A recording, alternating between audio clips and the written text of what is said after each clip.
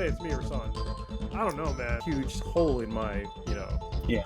understanding. My fellow Americans. Papa Bear here. As long as whatever you're doing doesn't hurt anyone else, I don't care. Different perspective of what an interesting topic is than I would assume. This is Balanced Exchange. Hey everybody, and welcome back to Balanced Exchanged. I'm Papa Bear, and this is Cronus. And this time we're going to talk about a pretty serious subject, and it's racism. So we're going to get into it. I guess we're just going to hop into it after actually a second, because we have a tradition, I guess, on the podcast now is, what are we drinking? Yeah. So Papa Bear, what are you drinking?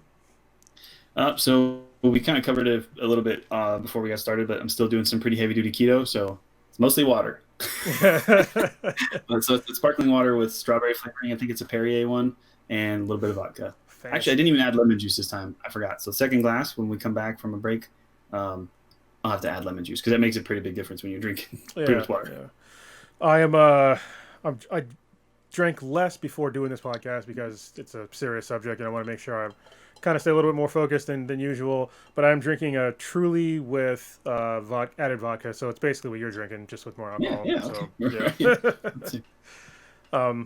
But yeah, I'll probably have a beer somewhere through this, and then yeah. I still have two of those belching beavers Really? in the fridge for when I make weight, and I'm like, okay, I'll break keto for a day or two and then go right back to it, just because I know I want to drink those beers. So. Yeah, I was kind of pissed. I was gonna send you like a really rare beer because I was gonna pre-order it today, but they sold out in less than 25 minutes. I was so pissed, and I was talking about all this GameStop stuff, and I forgot what time it was, and I was like, then I went to go on, and I'm like, oh, they still got it, and first of all, the site crashed, and then once it came back up, it was sold out. So, Oh man, like that's all right. Yeah, but I have other beers that I'm saving, and I have another we'll make shipment this work tomorrow. Yeah, we will. So at this point in watching our videos, you may or may not know that I am an active duty United States Marine. And I've been doing this for 20 plus years, so I know that it's really important for me to make sure to get this out there. If it's your first time watching this, please stick around and make sure you understand the disclaimer. If you've watched a whole lot of our episodes so far, feel free to go ahead and jump ahead to the new content. So what I need to talk about today is that I am not authorized and have no way of being approved to speak on behalf of the Marine Corps. So any opinion that I give or any concept that I discuss today is the position and the opinion of just me, myself, just a man who has a bachelor's degree in political science and a master's degree in leadership and organizational management, and has spent my whole life looking at government structures and social contracts and how these things are supposed to work, what the philosophies and things behind them are, and read a lot of books on that kind of stuff. And it's definitely one of my personal and key passions. And so when you hear me maybe give a position or a concept on something, that is only my own position. I am not a public affairs officer for the Marine Corps. I am in no way giving what the Marine Corps' official position on anything would be. And honestly, a lot of the topics we're going to cover here, I'm pretty sure the Marine Corps doesn't have a particular position on. So if you do have any questions about what the Marine Corps' policy on certain things could be, you can definitely research that and find those out, or leave a comment or send us a message if you can get a hold of us somehow, and we can maybe be able to answer those questions for you. So with that said, let's get you back to this week's content.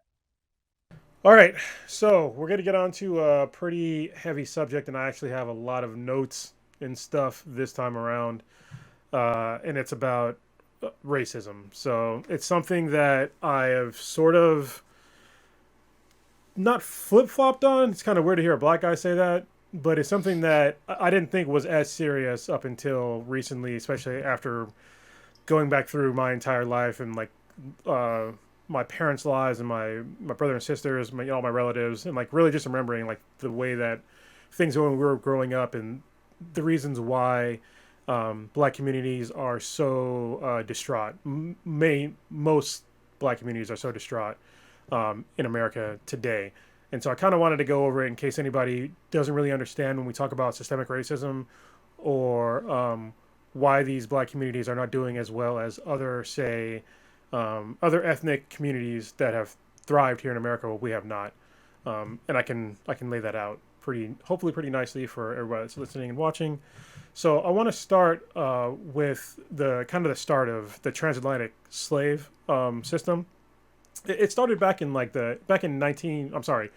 1526, and he's actually from Portugal going over to Brazil. So if you go to Brazil right now, everybody speaks Portuguese, and if you also go to Brazil, you notice there's a lot of black people there as well. Also, a lot of Japanese people, which is kind of interesting as well. But that transatlantic slave trade, to me, I remember when I was a kid and growing up until like maybe like actually real recently, I didn't understand. Like I knew that there was already slavery in Africa because it was a common thing that happened in Africa. And so when people were like, "Oh, well, America didn't invent slavery," I'm like, "Yeah, I mean, there's slavery in Africa." But what I didn't understand was that the slavery in Africa was vastly different from slavery in Europe and slavery, especially in the Americas. So there is a really good book called "The Interesting Narrative of the Life of." I'm going to mess up this guy's name, but it's Olada Aquino, and it's about a kid that grew up in Ethiopia, and he became a slave in Africa, and then he got sold into slavery in the transatlantic slave trade. And when he talks about slavery in Africa, basically he got stolen from his tribe, and he got sold kind of to a family, but he was treated like he was part of the family. So he wasn't getting tortured, he wasn't getting whipped. He basically just did work around the house to help the family out. And so he got traded kind of back and forth in Africa more than a few times to different families, and some were better and some were worse, but none of them treated him like the ways that he would see later on in life in the Americas. The first time he ever saw things like muzzling, which is literally where they put like a metallic apparatus in somebody's mouth attached to their head so they cannot speak, was when he saw the transatlantic slave trade, and that was basically on his way to go to the Americas. And that's the first time he saw thumb screws, when he saw people bound, people be getting flogged, which is basically beaten, and a whole bunch of like really terrible things. And so to me, it was like, I didn't know that there was like different kinds of slavery. Did you know that? Yeah, so a lot of times when I talk slavery with people too, you talk about the thing that kind of makes the slavery in the United States a bit different. I guess the colonies at the time, and then into the States was um, it's something we talk about all the time here, right? It's probably going to be one of our first shirts is the us versus them thing. Yeah. So if you go back into like Roman slavery and into Eastern and Western European slavery too, even amongst tribes in like the Gallic states and all the other stuff prior to major civilizations like Rome spreading out, but they were doing slavery too, is that anyone who was conquered, no matter what their skin color or whatever Yeah. they were, what other culture they were, everyone was brought back to be slaves, right? You took a whole bunch of slaves, but anybody could have been a slave because everybody looked, they didn't look different. They could be African slaves, it could be Middle Eastern slaves, it could have been, Greek slaves that you captured from some island and brought back. And so there was this ability to earn your way out of the slavery and then go back into society, and no one would ever know, right? You'd look just like anybody else and who managed to be traveling there. And so then the shift from that kind of more like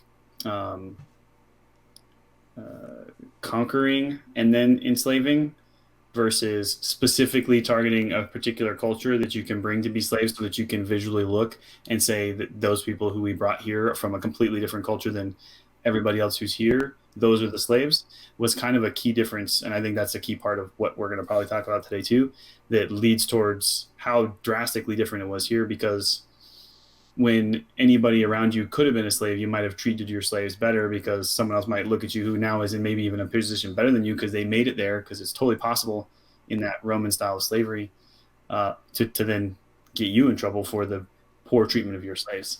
And they tell you that's not the way you're supposed to treat your slaves. And yeah, it's definitely different than the way slavery was in the colonies and then in the early United States.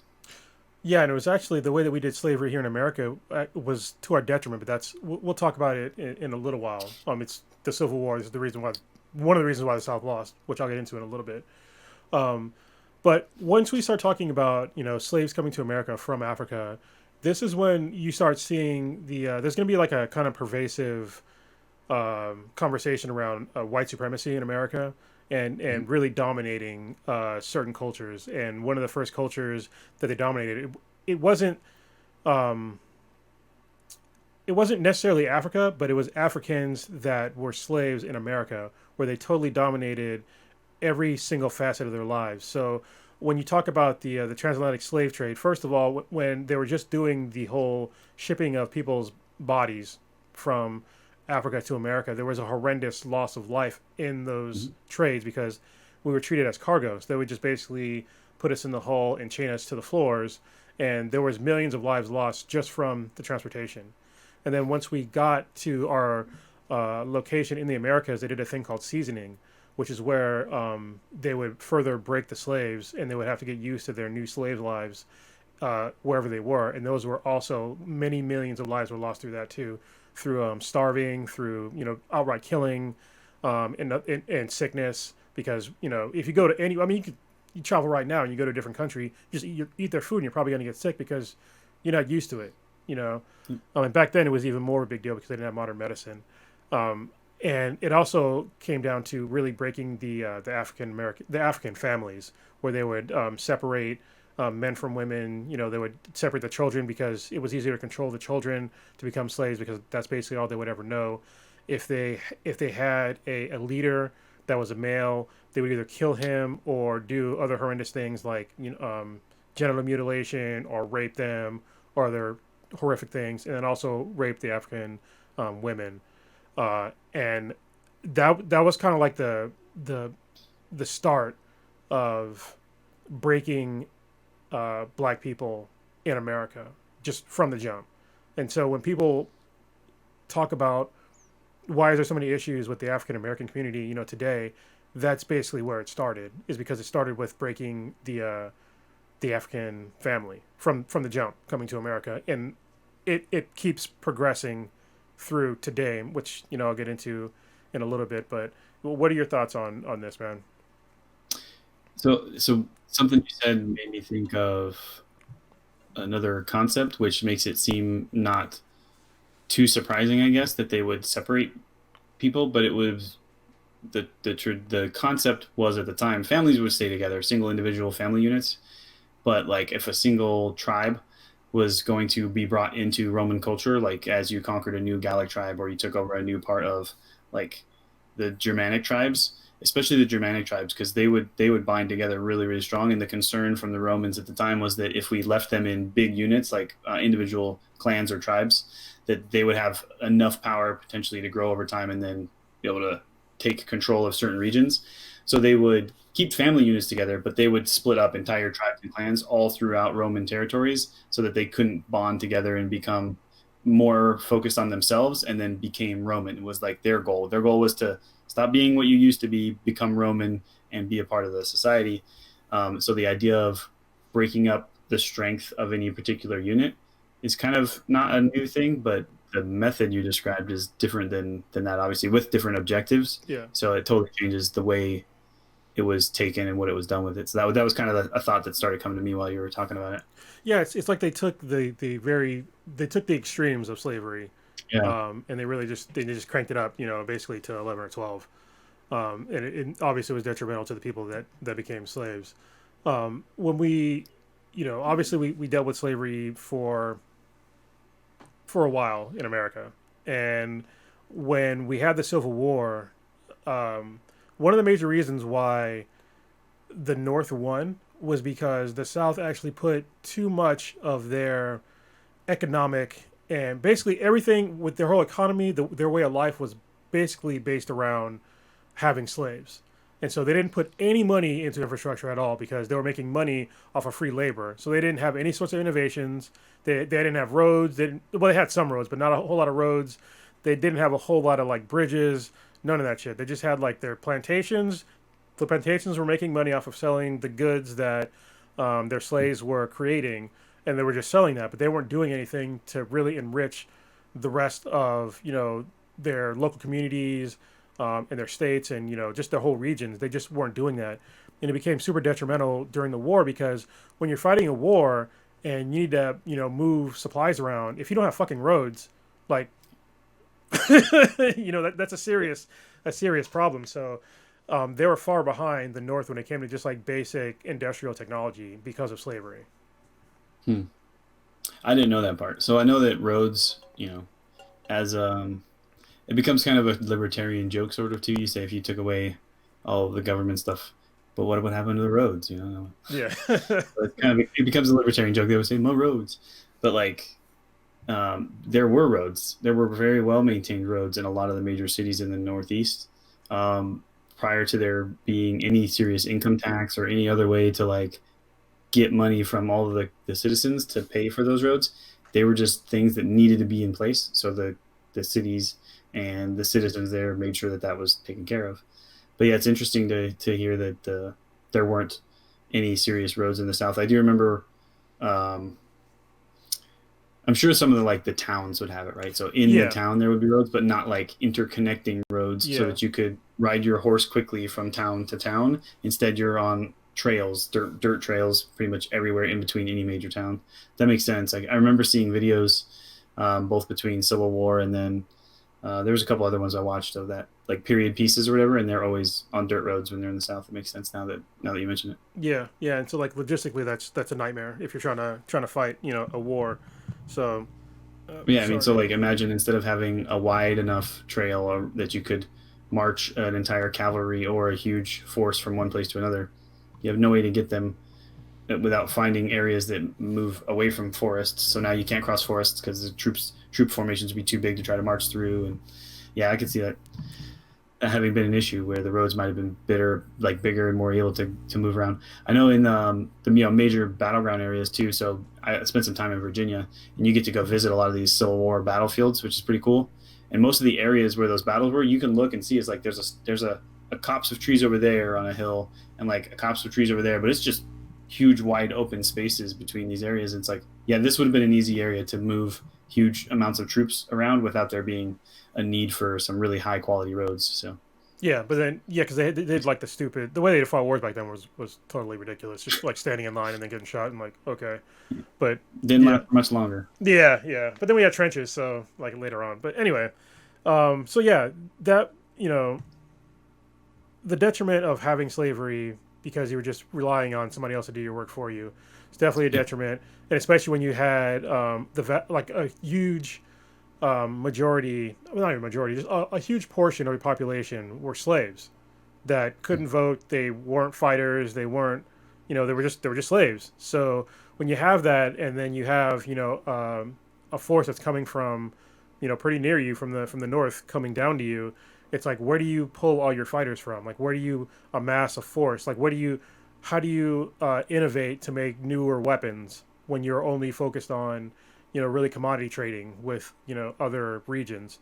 So yeah. yeah, You mentioned something about too, and I think this is kind of a point that you were making, and I wanted to re-clarify it too. So you talk about where do you pull the troops from, and the reality is that the population density in the South was so minimal if you don't count slaves, right? yeah, If you say just the people who are property owners or whatever, which is part of why you know what the like 3/5 compromise was I or was gonna whatever, right? mention that. Glad you did. Yeah, So like we don't want them to vote, but when we count for people, we need to count how many slaves I have. We're like, but you're not going to let them vote. Okay, then how about we just count 3/5 so that way we still have some plus some numbers. But that just means that then the states have more representation yes, in Congress and more representation like for other things than they would if they weren't counting slaves because like you said in those cases there were so few people that counted that in that situation, then you're not going to be able to put together entire huge statewide armies when your entire population accounts for like a couple of plantation owners and a bunch of slaves that you're not counting on to fight for you. Yeah, I think what you said like made me think, hey, that's probably part of why they even made that compromise was like we're not going to have enough people because we're going to keep on just having slaves work all the land who can't vote and yeah, aren't going to fight for us. So yeah. And that whole can't vote thing still happens. I mean, to this day. I mean, you even recently with the last election when they disenfranchise voters and they keep moving in gerrymandering and all those other things that really disenfranchise minority voters. It's to make sure because if you have more people come out for votes, typically throughout history, it bids well for Democrats. If you have less voters, it bids well for Republicans, which is kind of weird that happens. I don't really understand. Do you know why that for the happens? last 70 years or so. Yeah, it's quite odd that happens. Uh, so, so I mean, I think we talked about it a little before, and we still plan on talking about it a different time. But like, I don't have a problem with disenfranchising some voters, Yeah. um, but I think there are different reasons, not the reasons that we are now talking about, that would be the reasons to not count people's votes. Yeah. Um, but that has nothing to do with what your skin color is or what religion you believe in or where you live. It's all about not being a selfish asshole type of a person who has never given a crap about anybody else's thoughts or considerations. If I could not count their votes, I would, because if you can vote in a way that makes it so that you're considering the impact of the vote for someone other than yourself, then that's a good vote, right? As long as you can say, like, I'm thinking about this, I have enough information, and I'm not thinking about only the impact to me, but the impact to the rest of my community and my society or whatever, that's a good vote. But a lot of people just go vote straight down party line. We talked about that before. Yeah. Or only vote because it affects me. I'm going to vote a certain way. Well, how does it affect other people too? What's the impact? You need to think. And a lot of people aren't forced to do that. So I would not mind disenfranchising those people. But Yeah. that's a whole topic for another day. Yeah, it's a slippery slope. I'll get into a little bit of that probably later on in this, but Okay. yeah, the reason why traditionally you don't see like education standards with voting is because, well, we'll get into it. We're moving along, all right? So Right. so slavery ends, and with the 13th Amendment, and the problem is with the 13th Amendment, it first it set slaves free, but it also laid the path for continued slavery in the same exact amendment, which I think that most people don't really seem to understand. So I'll read to everyone word for word what the first part of the 13th Amendment is. And it says, neither slavery nor involuntary servitude, except as punishment for a crime, hint, hint, whereof the party shall have been duly convicted, shall exist in the United States or any place subject to their jurisdiction. So in the words, it lets you know that if you're convicted of a crime, you can still be a slave. Yeah, basically. And that is what's happening to this day. Have you ever read like any of the floor debates or anything? Because I guarantee that stuff was like documented that when the 13th Amendment was passed. I have not. Maybe I should. I mean, I'm That's definitely. what I'm thinking. I was like, I want to read that now. Like, did that get brought up? Like, do people go like, but you're basically still letting it, in that way? Because I'd be curious. Because a lot of times you can find the intent of every single word in these kinds of things if you can go back and read the adjustments that were made, like how the amendment was rewritten and how many times it had to change in committee, and be kind of interesting to do some research. I bet someone's written about it if that exists. Yeah. If not, it'd be a good doctorate thesis.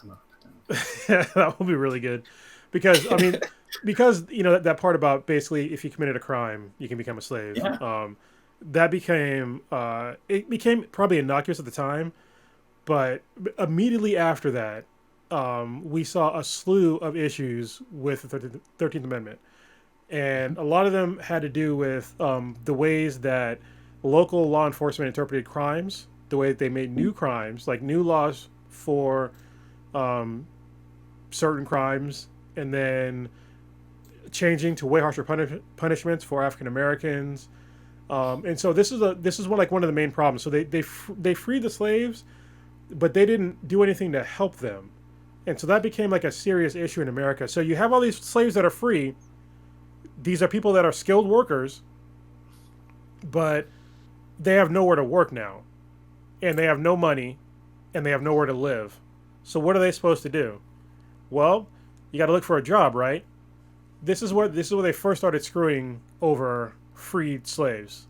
Is that they made new laws especially in the South, where if you got caught loitering, they would arrest you on sight. So if they saw you in a certain time of day and you were not working, they would arrest you on site and they would throw you in jail. And then they would do a thing called convict leasing, which is where basically they would throw you in jail and then they would lease your body out to back to the same plantation that you just got freed from, to basically be a slave again, to private individuals, which is to basically be a slave again, or to corporations, which is what still happens to this day. They still basically do convict leasing. If you look up companies that still use prison labor, that's basically convict leasing.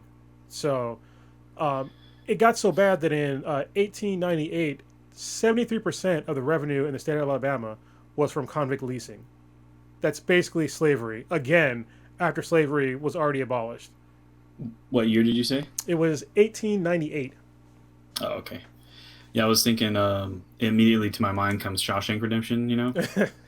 Um, and like how he was scrape like he was making money as the warden and all the other work processes that were going on. And it just shows that like that's just still around. That was what's supposed to be like in the 1930s or something like that. Something like that, yeah. Yeah. Well, I And, mean, it's still today. I mean, like you see, yeah.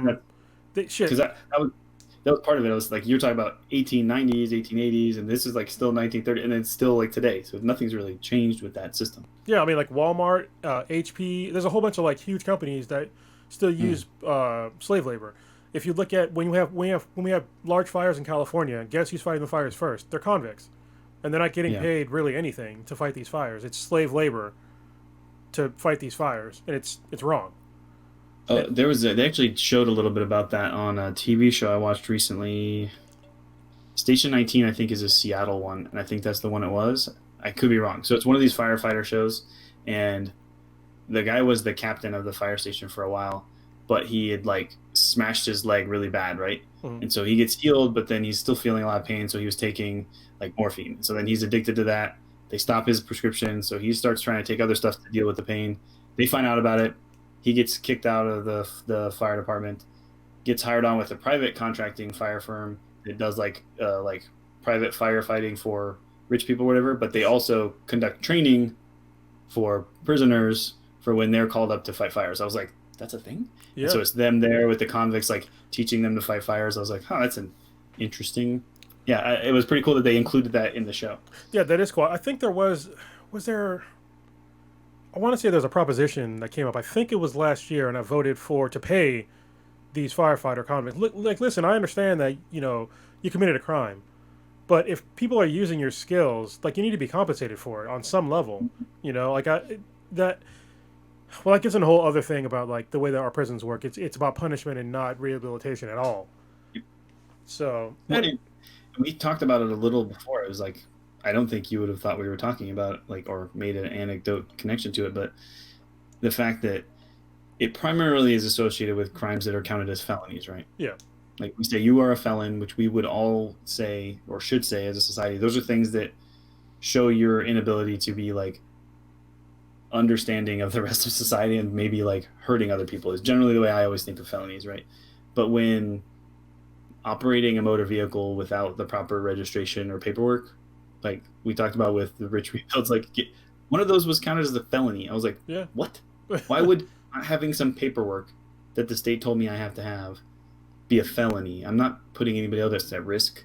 I'm not doing anything that like is a serious detriment to society. So that's where we get them, right? That's where we get to this point is where we say we're just going to make all of these things a felony if you don't have the right lawyer or the right amount of money to be able to buy your way out of actually going to prison for this felony. And then now you're able to be put into the position where you free labor. And we'll get into that. Like we're going to get into modern screwing over of African Americans. We'll get into the modern screwing over of African Americans. But we're still in like the 1800s at this point. So, Yeah. But I'll let's see. I got through the convict leasing. Okay, so shortly after the convict leasing thing, even though it's still going on today, there was a whole new slew of laws called the Jim Crow laws, and so these were things that were local segregation laws and federal segregation laws, where they were just like, okay, we're just going to make it so that we cannot have African Americans and Caucasian, European Americans, whatever, white people and black people using the same sorts of facilities. And this is where you see where America could have likely have healed from slavery, could have been around this point, but because we had these Jim Crow laws, the divide between whites and blacks in America became even larger, and it became insurmountable at this point. It was a snowball effect. So within these laws, we saw this whole thing. It's basically, how do I put it? This is where you get separate but equal, right? Yes, but it was separate but unequal. So when they say separate but equal, that whole term is wrong, because if you look at it today, we had things like redlining, which actually I'll just get into it right now. So this is one of the things that came from Jim Crow laws. Redlining is a term that was used to where there was you could literally look on a map and you could draw a red line around a district, and this is where you would place all of your minorities, and you would separate them from white people. And what they did was they made sure that in these red line districts that they had lower quality construction materials. They were usually in a residential area. They would butt them up right up against industrial areas, including toxic waste sites. You wouldn't have any parks. You would have things called food deserts, where basically you would have no grocery stores. Sound familiar? Does it sound like a fucking ghetto yet? And this is how we still have ghettos to this day, is because if you look at a red line district and you look up high crime areas and ghettos, this literally it hasn't changed since like the early 1900s or the late 1800s. This has not changed because of this. So how is there anything in what you're talking about or that you know of that explains exactly how that's done, right? So say we had this area, right, and it's not done that way, but we're saying it's starting to get to the point where we either need to fix it or we need to do something else with it. So we redline it, and now we say that's where we're going to put these people. We're not like physically moving everybody there. We're not moving other people out and like herding people into this town and saying you live here now. Like we don't do that. How did that happen? Yes, they did actually. So what happened Okay, was great. is that they made it so you couldn't, if you were black, or especially if you were black, but other minorities as well, but it's mostly black people. Is that you cannot buy or rent a home in non-red line districts. So if you applied for rent, if you applied to rent a home or applied to own a home, you cannot do it because it was redlined. You can actually look in a lot of deeds to houses. Like, there's like a whole contract in your deed. There's this thing called I think was it a convent? Pretty sure it's called a convent, where it's literally like a clause at the end where it says this property shall not be sold to coloreds, and there's still those are still in deeds today. Like a lot of people will be surprised, especially if you live in like certain parts of the country. Like you can pull up like the deed to your house, read over the whole thing. It might be in there. So that's how they did it. And if you happen to, because there were some sympathetic white people that would actually sell their homes to people of color, and so this is where it gets into like the race riot thing. So if somebody black bought a home from somebody white in a all white neighborhood, a common practice was for the white neighborhood to harass, destroy the property, or kill the inhabitants of the home, and the local law enforcement would do nothing or help them do this. And so this gets into this whole race riot things that lasted for like a really long time. So, and when I say race riots, it's kind of weird because when somebody says race riots, you might think that there'll be like fighting on both sides, right? But it was mainly white people destroying black neighborhoods. And so this gets into why we don't have wealth in black communities. And it starts basically from these race riots. One of the main ones that is of note today was the race riot in the what's it called? The Greenwood district of Tulsa, Oklahoma, because it was during Watchmen, the last on HBO. Did you watch it?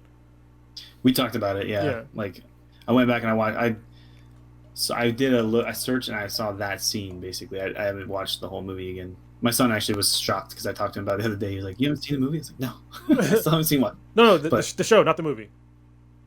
Oh, but I looked up that scene. Oh, okay, if it was in Tulsa, then yeah, that was definitely the show then. Yeah. Okay.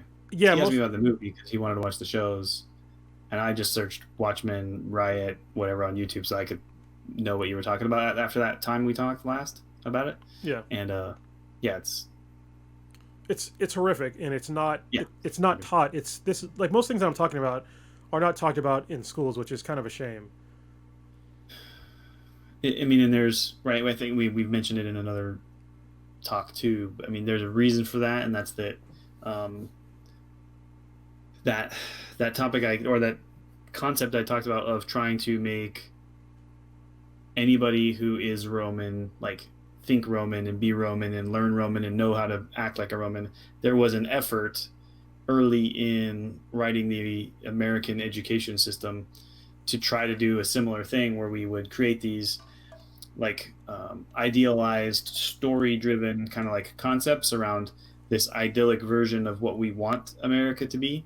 And so we would tell stories and teach history to reinforce this idea of this is the way America is supposed to be. And when we do terrible things like lock up Japanese during World War II, we don't want to talk about those things because it doesn't look good. So we try to pretend like those things didn't happen because that's not what we're supposed to do, but we do them anyways. Like, well, why do we do those? If that's not what we're supposed to do, Yeah. don't do those things. Yeah, we need to be able to learn from. We need to be able to tell, you know, current and future generations that we did something that was wrong, and we need to not do it again. But if you just hide it under the covers, then you have serious issues that we are still dealing with to this day.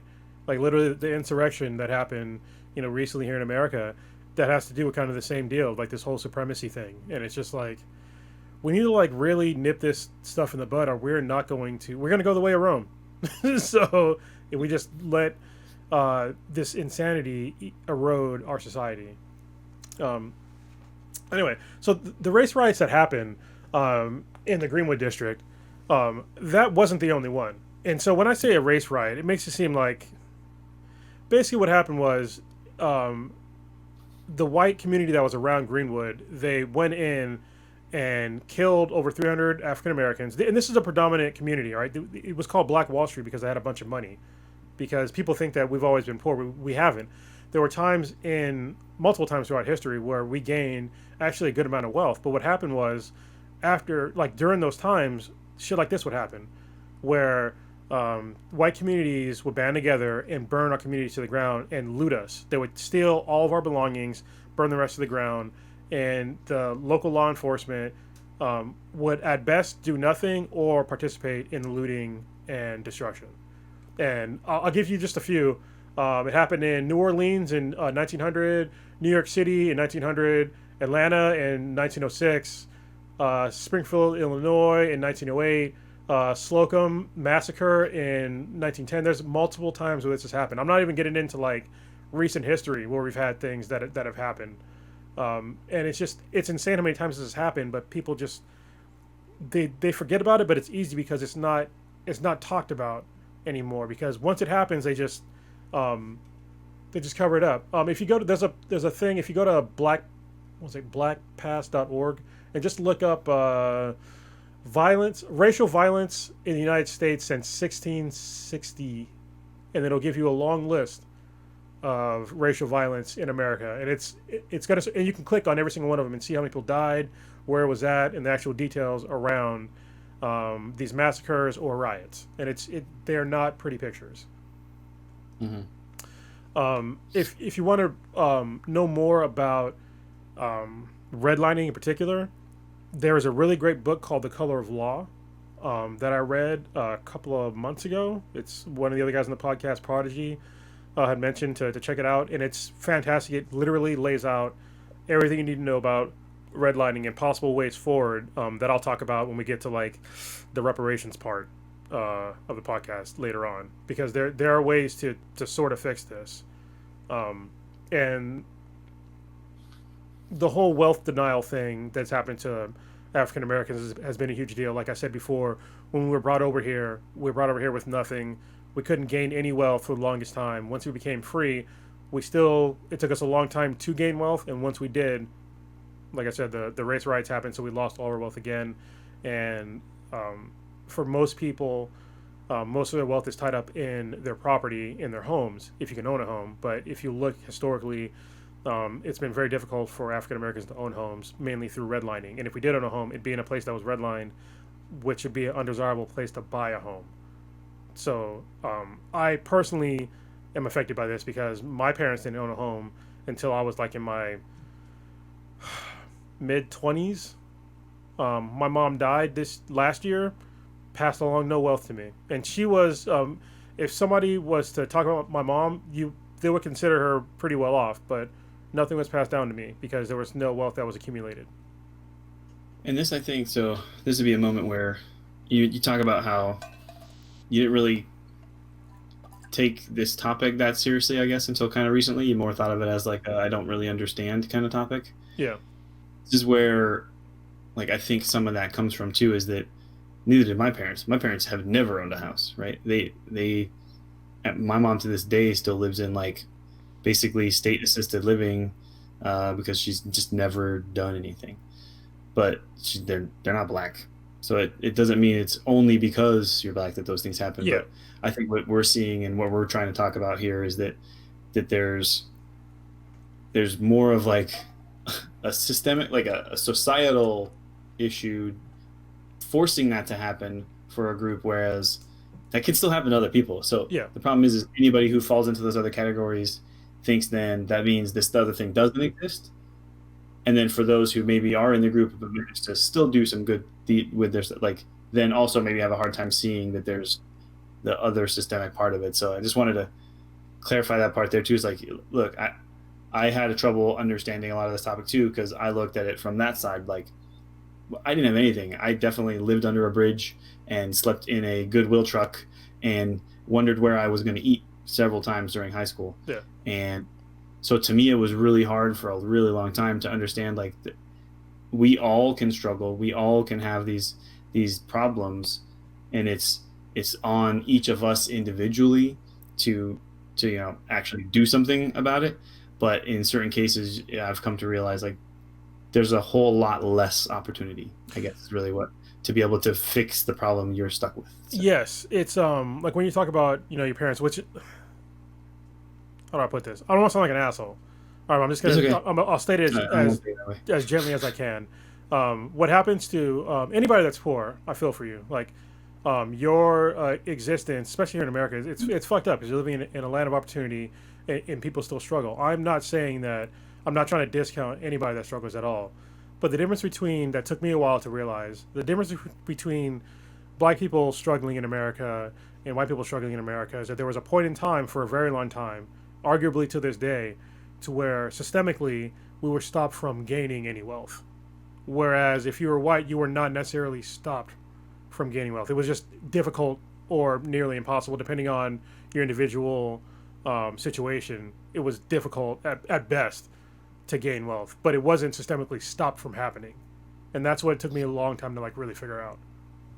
And it wasn't like assumed that you would be, right? Yeah. It wasn't assumed that there was no method for you to do so, which is what I realized after a while is like let's flip it a little too, is like most of the time now, because we're both in a pretty good spot, like most people who I know, as successful as I am, assume I came from something successful too, with no questions asked. I'm like, no, you don't understand how bad it was. Like, but and you've talked about this before, if you're a black person in the same situation where you're like, you're successful, it's like, how'd you get there? That doesn't make sense. Like, wait, why is there this thing? Yeah, I remember when I was abroad, I was over in Qatar, and I was staying in the Intercontinental Hotel. It's a nice hotel, and I was in the pool, and I asked this woman, like, what do you think I do for a living? She's like, construction worker. I was like, what the fuck? Are you serious?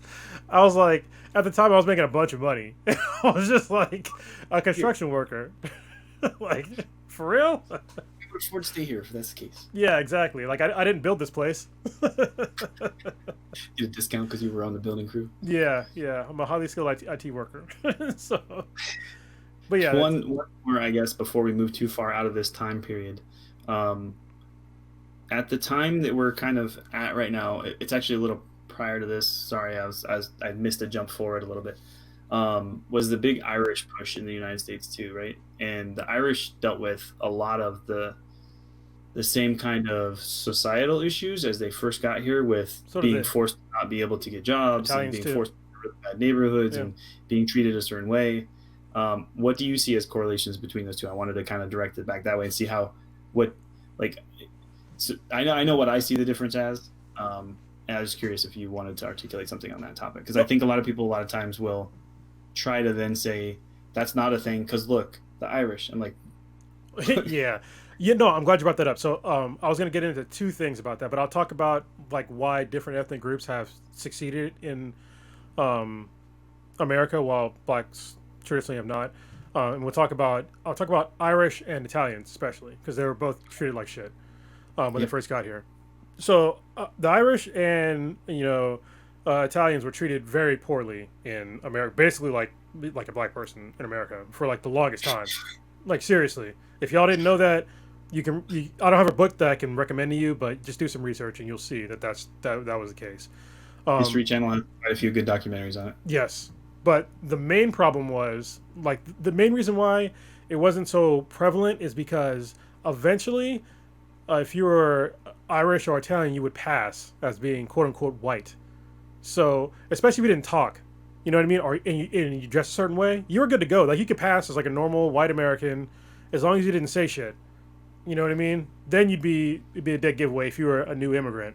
I think that is one of the main differences. It was very difficult to physically identify an Irish or an Italian out of a crowd than it was for like a black person or a Mexican person or something like that. And over time, it's called passing. They just passed as Americans because they were like, well, you look white enough, you're good.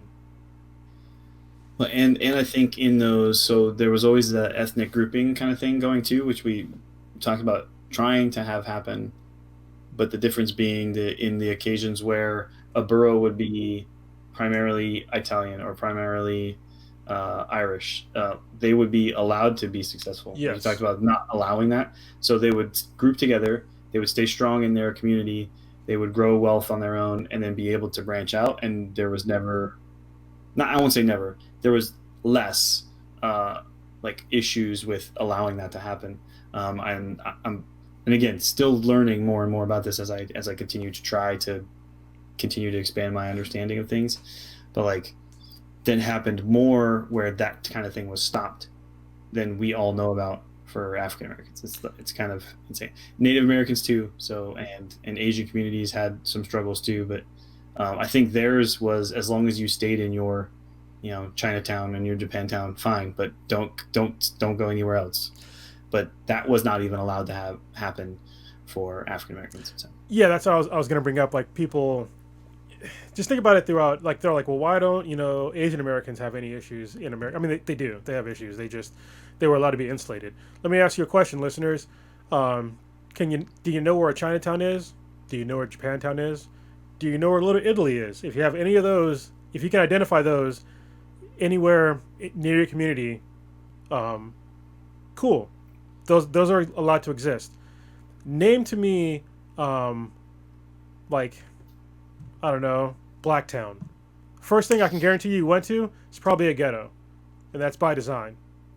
That's all by design. It's because when you look at ghettos, if you look at Chinatowns and Little Italy's and Japantowns, when you go to those places, like what do you see? You get to see their culture on full display, and it's a beautiful thing. It's awesome, but we can't do that. Like when we did that, we got destroyed for it. And I think that um, that trauma has been passed down through our generations to where hey, we can't stay together and thrive and be safe.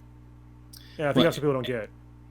and I want to say something that's like a two-part thing too, where um, what would if say in the same kind of concept we would say where you have a Little Italy or a Chinatown, and it's the culture of their their ancestry that is kind of the culture of that small district. So there's something interesting to visit, do the food, and then those people bond together. It's like in the situations I've read about and like you described earlier, those African American communities were American culture, right? Yes. They didn't have the ability to tie back to their historical cultures because, like you talked about in the slave trade, like the American slavers like severed that. They had no idea.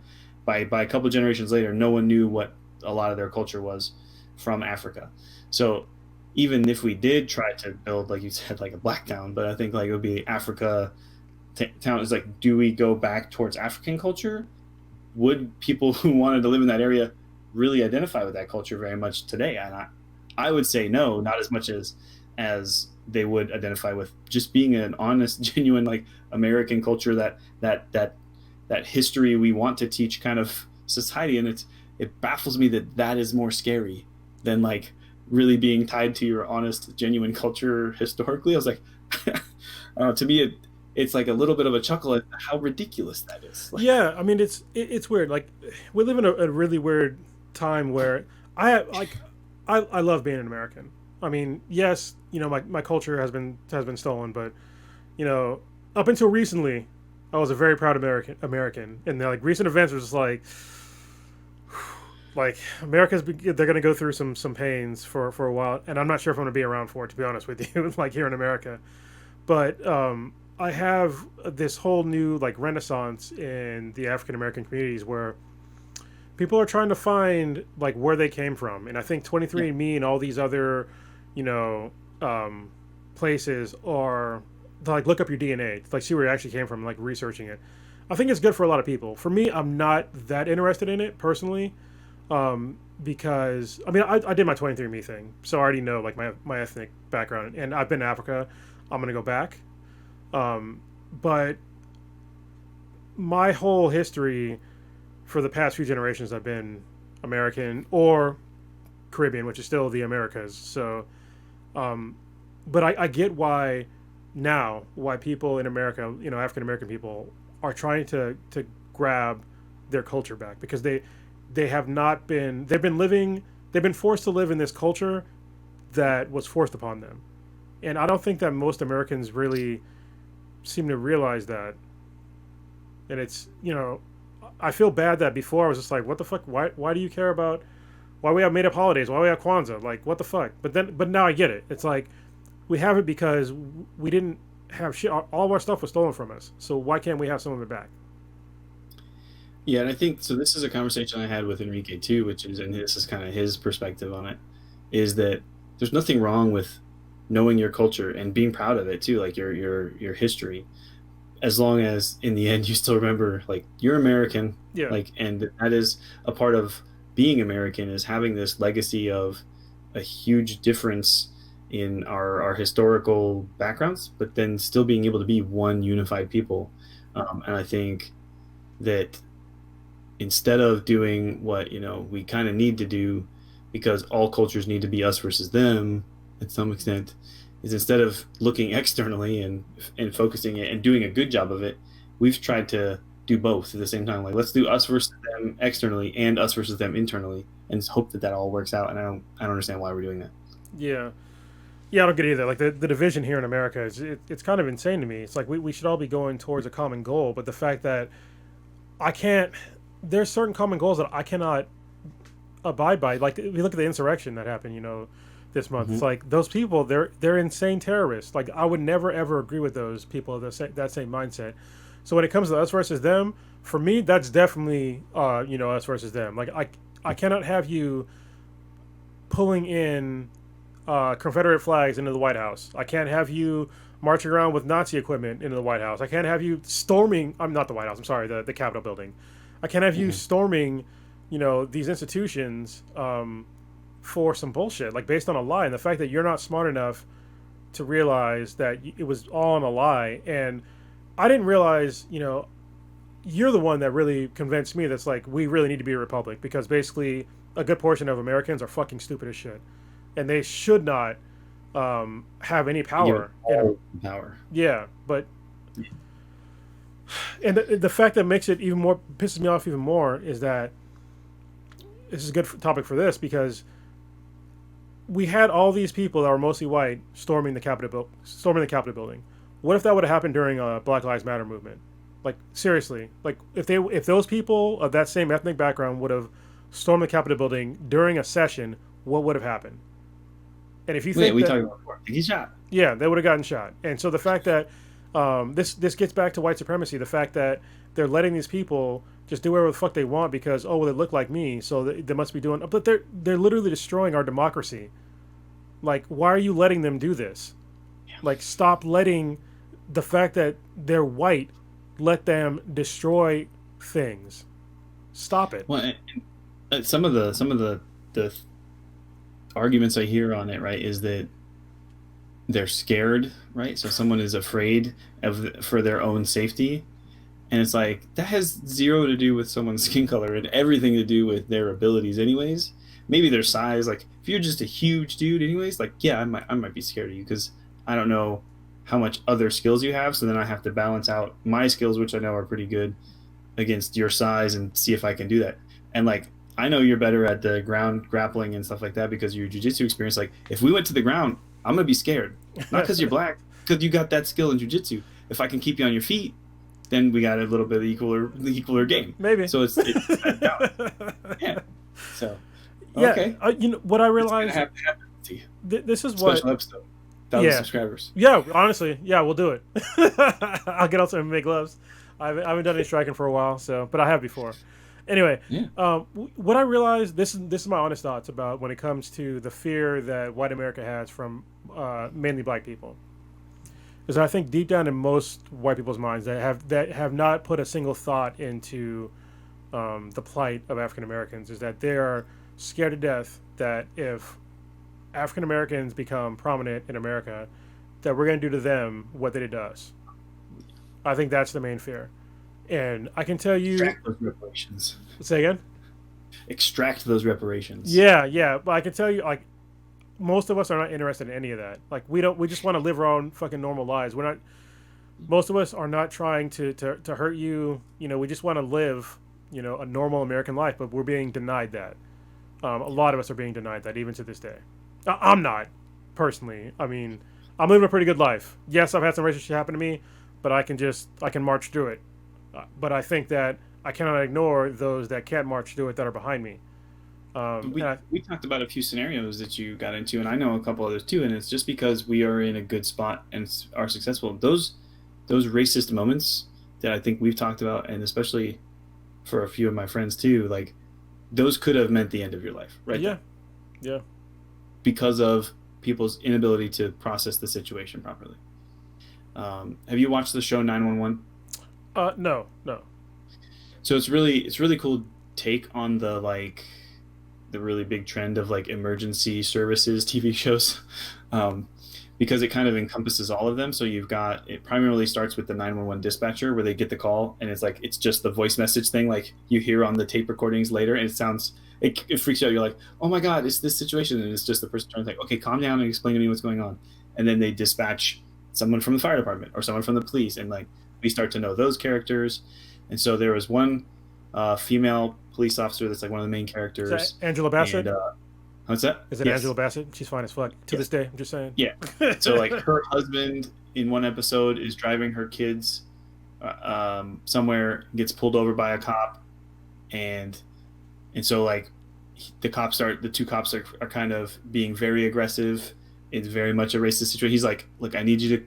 He's trying to calm them down, get them to understand. It's like, my kids are in the back of the car. Please take a breath, because they were ready to like shoot him. He's standing right there, and finally get it situation under control. He mentions that his wife's the police sergeant, and they're like, oh, start backing up. I was like, Yeah. why did it take that? Like, why did it take that? And they still like saw his son move in the back seat finally and understood. And the one guy like drew down on his son in the back seat of the car. He's like, stop, that's my son. He like gets in front of it.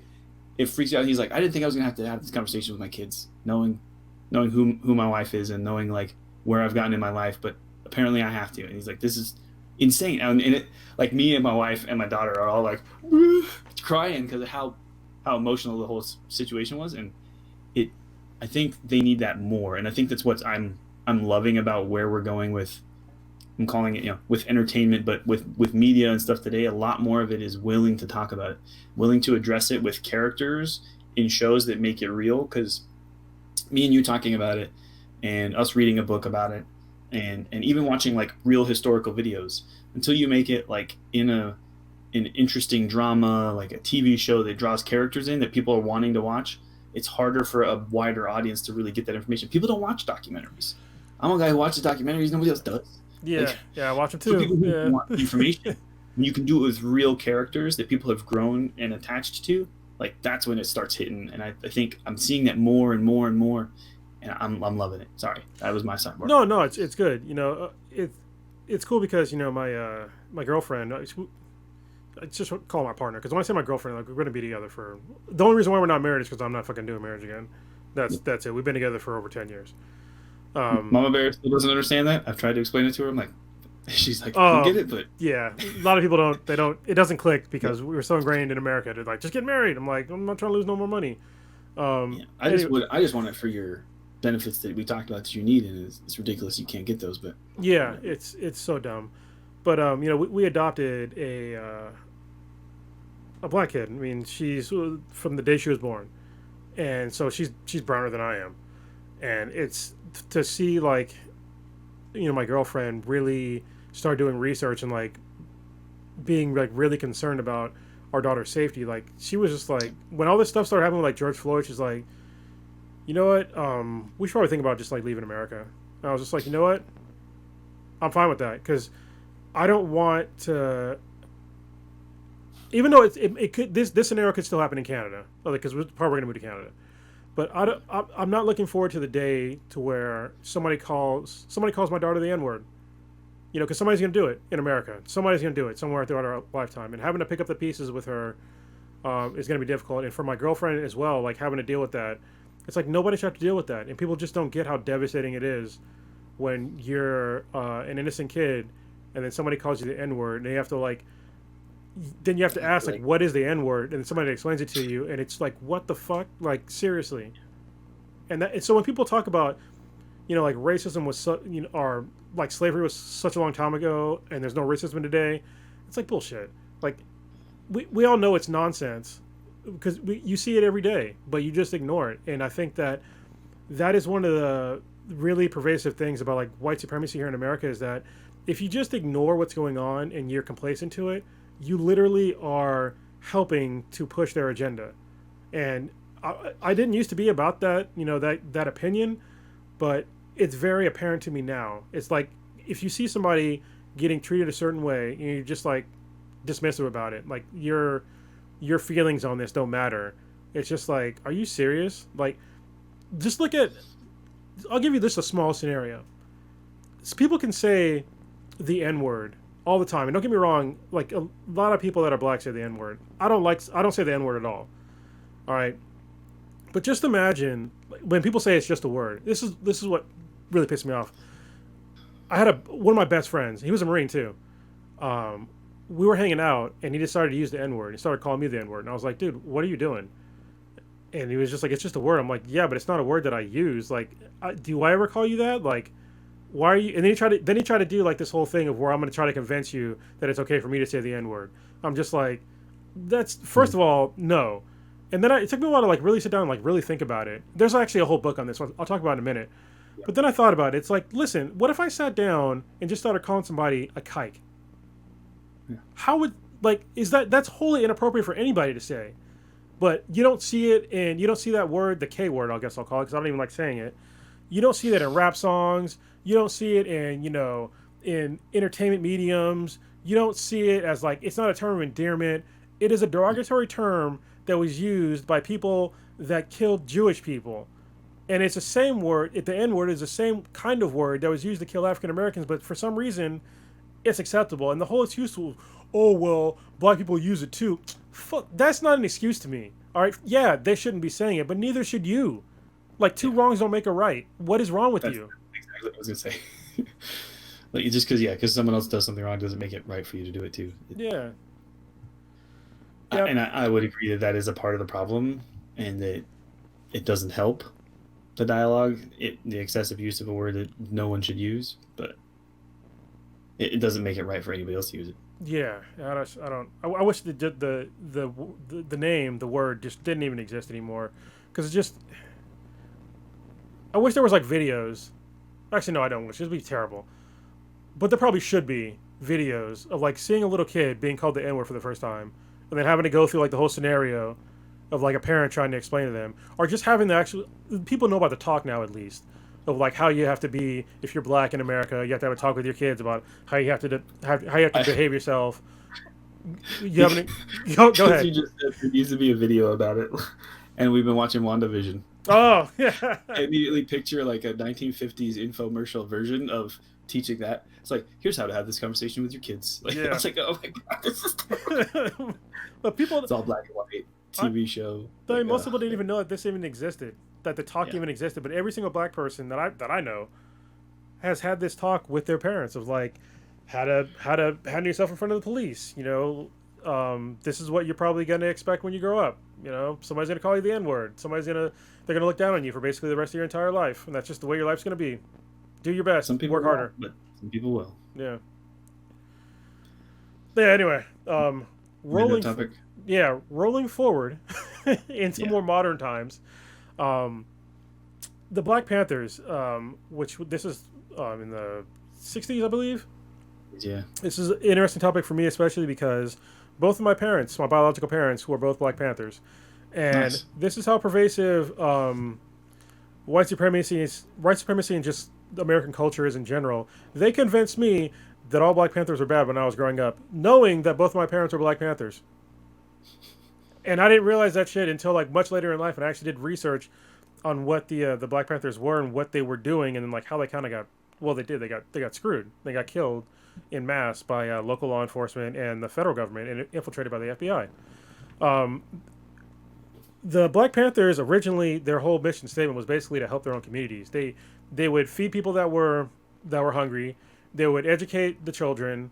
They would have all these other local programs that are basically made to uplift their communities. Are you seeing a common theme here? Do you know where the end's going to be? Like when we try to help ourselves, bad things happen. So there was a whole slew of police brutality in I think it was Oakland, California, and so this is where the Black Panthers started because they had, I forget the guy's name. Somebody's gonna get very angry with me listening to this. I should have wrote this down. It wasn't on my list to talk about this, but I forgot.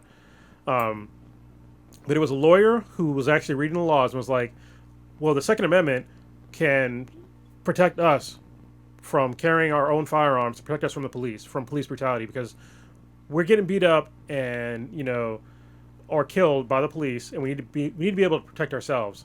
So what they started doing was open carrying in California to protect others and themselves in community. So anytime they saw police, they would literally open carry and follow them to make sure that they were actually abiding by the laws and not just doling out police brutality. And so when they saw a policeman pull over somebody that was black, they would literally roll up on them. They wouldn't commit any violence, but they would just open carry around them and make sure that they know that, hey, if something happened, the threat was there. There was definitely a threat of violence. Were you thinking Bobby Seale or Huey P. Newton? I think it was Huey Newton was the lawyer. I think. October 1966 was when they first basically got started. Yeah, and then they went to the main reason why they got into this is actually an NRA story as well. Interesting story is that the Black Panthers went to Sacramento, to the state capitol, to protest something. I can't remember exactly what they were protesting, but as they were walking up the steps to the state capitol, Ronald Reagan was there. And so Ronald Reagan was like, what are these guys doing over there? Like, they have got all these guns. So there was like a whole bunch of photos of Ronald Reagan talking with the Black Panthers as they're opening carrying. And, they were protesting because they were going to pass a law that would make it so open carrying was illegal. And so this is where the NRA was like, hold on, what is going on here? Like, they're going to make open carrying illegal? And so this is when the NRA started first getting into politics, is when they saw what happened with the backlash of the Black Panthers and the open carrying. Before that, the NRA was basically just a gun club. They weren't into politics at all. And then where are we sitting today with gun laws in California? Yeah, they're terrible and they're stupid. If you look up what an assault rifle is, by the state definition, it's ridiculous. It just makes the gun more controllable. It doesn't make it any more deadly. So when we talk about the Black Panthers got dismantled through Richard Nixon, basically through his administration, and they figured out a way to first of all infiltrate the Black Panthers using the FBI, and then they figured out how to dismantle them through local laws, which is basically the no open carrying, and you could only own certain sorts of firearms, and then you also couldn't conceal carry. So basically, you couldn't have a firearm on your person anywhere outside your home in California, unless it was like locked up in a case or something like that, which defeats the purpose if you're defending yourself. And then they also figured out that a lot of black people in general were smoking cannabis, and so were hippies. And so that's where the whole notion of the drug war first came out, was from the Nixon administration, but it got amped up even more during Ronald Reagan's administration, where they actually started the actual drug war, which is where they would throw people in prison for getting high, taking drugs, owning drug paraphernalia, all that stuff. and both of us grew up through this era, through the Dare era. Yeah. And it's funny because to me, Dare actually told me what drugs were and what they did. I had no idea before Dare. And I don't have an issue with an education about the fact that drugs exist. These are the things that they will do and could mess up your life. If you make the choice to do so, you're choosing to take specific risks and potentially impact your future. But like making it a felony is, I don't know. We've talked a little bit about it too, but I'm a libertarian, and my position on it is as long as you're not hurting someone else, I don't care. I'm of the same opinion. And with the drug war, what this basically meant was, in reality, is that it was going to put a lot of people that were minorities in jail for taking drugs, and especially when they had laws that are specifically created to make it. They basically made these racist. There were racist laws, racist drug laws. So if you look at crack versus cocaine, if you were caught with an ounce of crack or with an ounce of cocaine, usually if you were poor and brown, you would have crack, and if you had money, you would have cocaine because cocaine was more expensive. But for some reason, the drug does basically the same thing.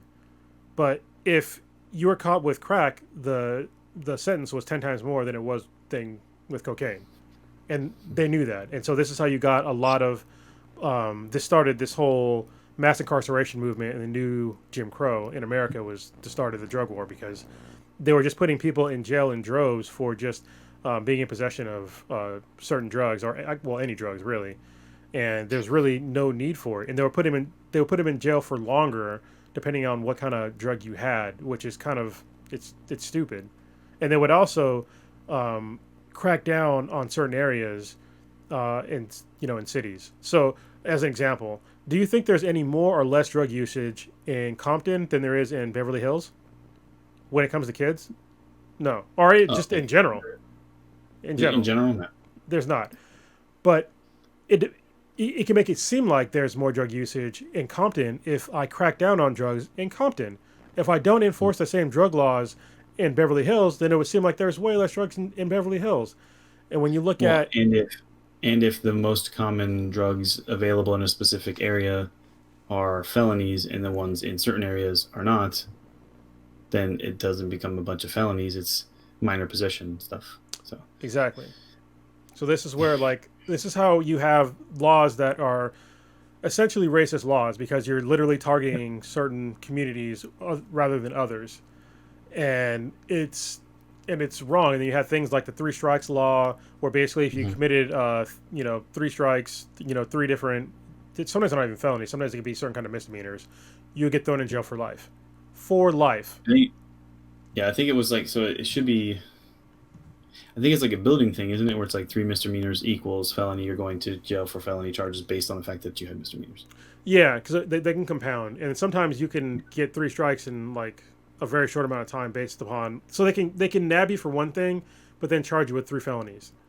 So, so like say if you had like drugs and then you had a gun, and then you did something else that was also a felony, then there you go. Yeah, then you're totally fucked. So, go ahead. I was thinking of this a minute ago, and like, so we had legal drugs, right? At the time we decided to crack down on this. We allowed alcohol, and we allowed tobacco. Yep. I was thinking about it. So we tried to get rid of alcohol in the 20s, right? But then that didn't work very well. Yeah. For what reason do we usually cite the prohibition stuff not working? Like, what is the reason we think people said, okay, never mind, we're not going to do prohibition? Actually, I have no idea why they. Most commonly attributed is that it got so violent, right? Like everybody was like, hell no. And there's like blood everywhere. People are carrying it anyways and drinking it anyways. But now that I think more about it too, is every historical thing I've ever seen about it is who's producing the moonshine, who's making the alcohol and selling it and making money off it. Yeah. Who's making it? Yeah. Who's making tobacco? Who's growing it? Who has all the farms? Who had all the plantations? Who had the industry capability to keep those laws from being made? Yeah. So now suddenly, like it literally was like, holy crap. Yeah. Mind blown. Well, especially because all the rest of it, it's not so concentrated, except for like your example, potentially cocaine, and then it's counted in like this other category where it's like, well, it's not really so bad. No. Well, yeah, I think they expected everybody during Prohibition to stop drinking, but when they saw that nobody stopped drinking, and especially it. So with alcohol, especially like if you get caught drinking and driving, like it's very easy to tell. It's very easy to tell. And if you, especially this is the problem. This is how you know laws are racist, and how you know there's a serious problem with race with law enforcement. Did you know that you are more likely to get pulled over if you're black during the daytime than at night? More time. I can see why. Yeah. You can't see anybody at night Yes. anyways. Yes. And so it's the same thing that happens like if you're drinking and driving at night. They can't tell who the fuck is actually driving until they pull them over. And then it's at that point it should be elementary. It's too late. You're drinking and driving. I don't care what what your skin tone is. You're going to jail. So I would be really interested to see the statistics, like cut all the daytime stuff out and literally just look at like pullovers and arrests at night while driving, like just those numbers, and see if they're like literally match like population numbers. yeah, Areas. somebody has done I bet it. they, I got to pull it up, but yeah, there is definitely studies on that, and it's very and then if you look at startling. daytime, like there's like Yep, just suddenly. it flips around. It's pretty crazy. So yeah, the whole cracking down on poor neighborhoods thing is like a serious issue because it also comes down to like when you look at poor communities when they're cracking down on stupid things like loitering and being drunk in public and all this other stupid bullshit, but it's like you're also not giving and truancy, especially truancy, you're not giving these communities don't have anything else to do because like I said before, in the red line districts they are missing all of these community things that people take for granted. There's no parks there. There are no libraries. There's no grocery stores. There's not a whole lot of anything to do. So like, if you're poor and you don't got nothing to do, like, what are you supposed to do? And then you're getting cracked down on by local law enforcement. It's basically it's a recipe for a disaster that's still happening to this day. And there are ways out of it, but I think that most of America is not willing to tolerate it, and it goes back to white supremacy because they want to feel comfortable in the homes that they're in, and they know, like back in the redlining days, there was whole campaigns on talking about how if you had black people in your community that we would bring crime into your community, but that is not what happened. Usually when black people can afford to buy a house in a white neighborhood, they're way above board, way above board. They're not bringing crimes into neighborhoods, but they were convinced through a variety of tactics that black people meant crime. So you can literally, if you read the Color of Law, there are statistics out there where if you had a traditionally white community, once you got over a certain percentage of minorities, there would be what's called white flight, and then everybody in that white community would just leave. And it's like, what the fuck? Like there wouldn't even be an ounce of additional crime, but everybody would just leave. And it still happens, to this day. Like there's times where people just like there's too many minorities, people will tend to move out. And it's crazy to me, and it's insane that people still don't realize that this is still an issue and they don't want to talk about it. So go ahead. No, you're good. I was trying to look something up. I didn't really find it, so keep going. Yeah. So when we talk about all these things that have happened to especially to African Americans, reparations usually comes up. And like, how do we fix this? And so when I first heard about reparations, I was just like, no, I mean, I was the same mindset. It was a long time ago. Like, why would we, like the damage has been done, blah, blah, blah, blah. Stupid mindset. Our society has convinced me that it was not worthy of fighting for. I have since totally changed my opinion on this, but I'm probably not to the extent that most people were thinking. I'm just gonna, before I talk about my thoughts on reparations, I want to let people know that reparations is not some new fucking idea. It's not some new idea. I'll give you some examples of when reparations were paid out, and I'll give you probably the number one example. It was not American, but it's probably the largest one. It was during the Holocaust. All right, the Holocaust, Germany and the world paid so many reparations to Jewish people. It's kind of unprecedented. They literally got their own nation from after the Holocaust. That was a reparation.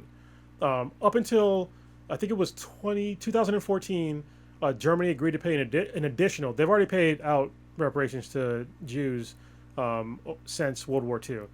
In 2014, they paid out an additional $7 billion to Israel and to the into various Jewish communities to fix the damage that has been done to Jewish people.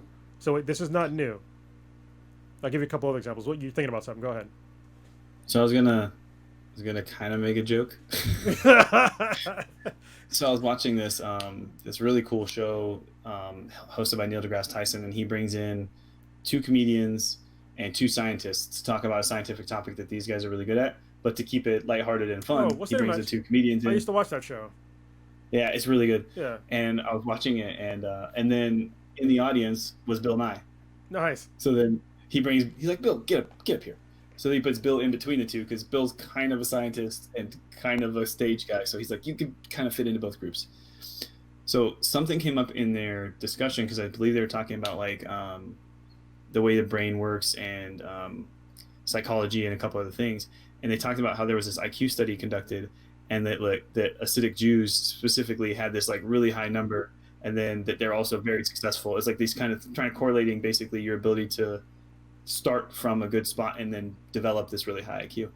And so you have two pretty well off comedian actors, Bill Nye, and two very good scientists, and then Neil deGrasse Tyson. It's like, wait, hold on, just for a second. How many here are Jews? And like all but like one, just Neil, and like one other dude got up and was like everybody in show business is Jewish. Like, what is the deal?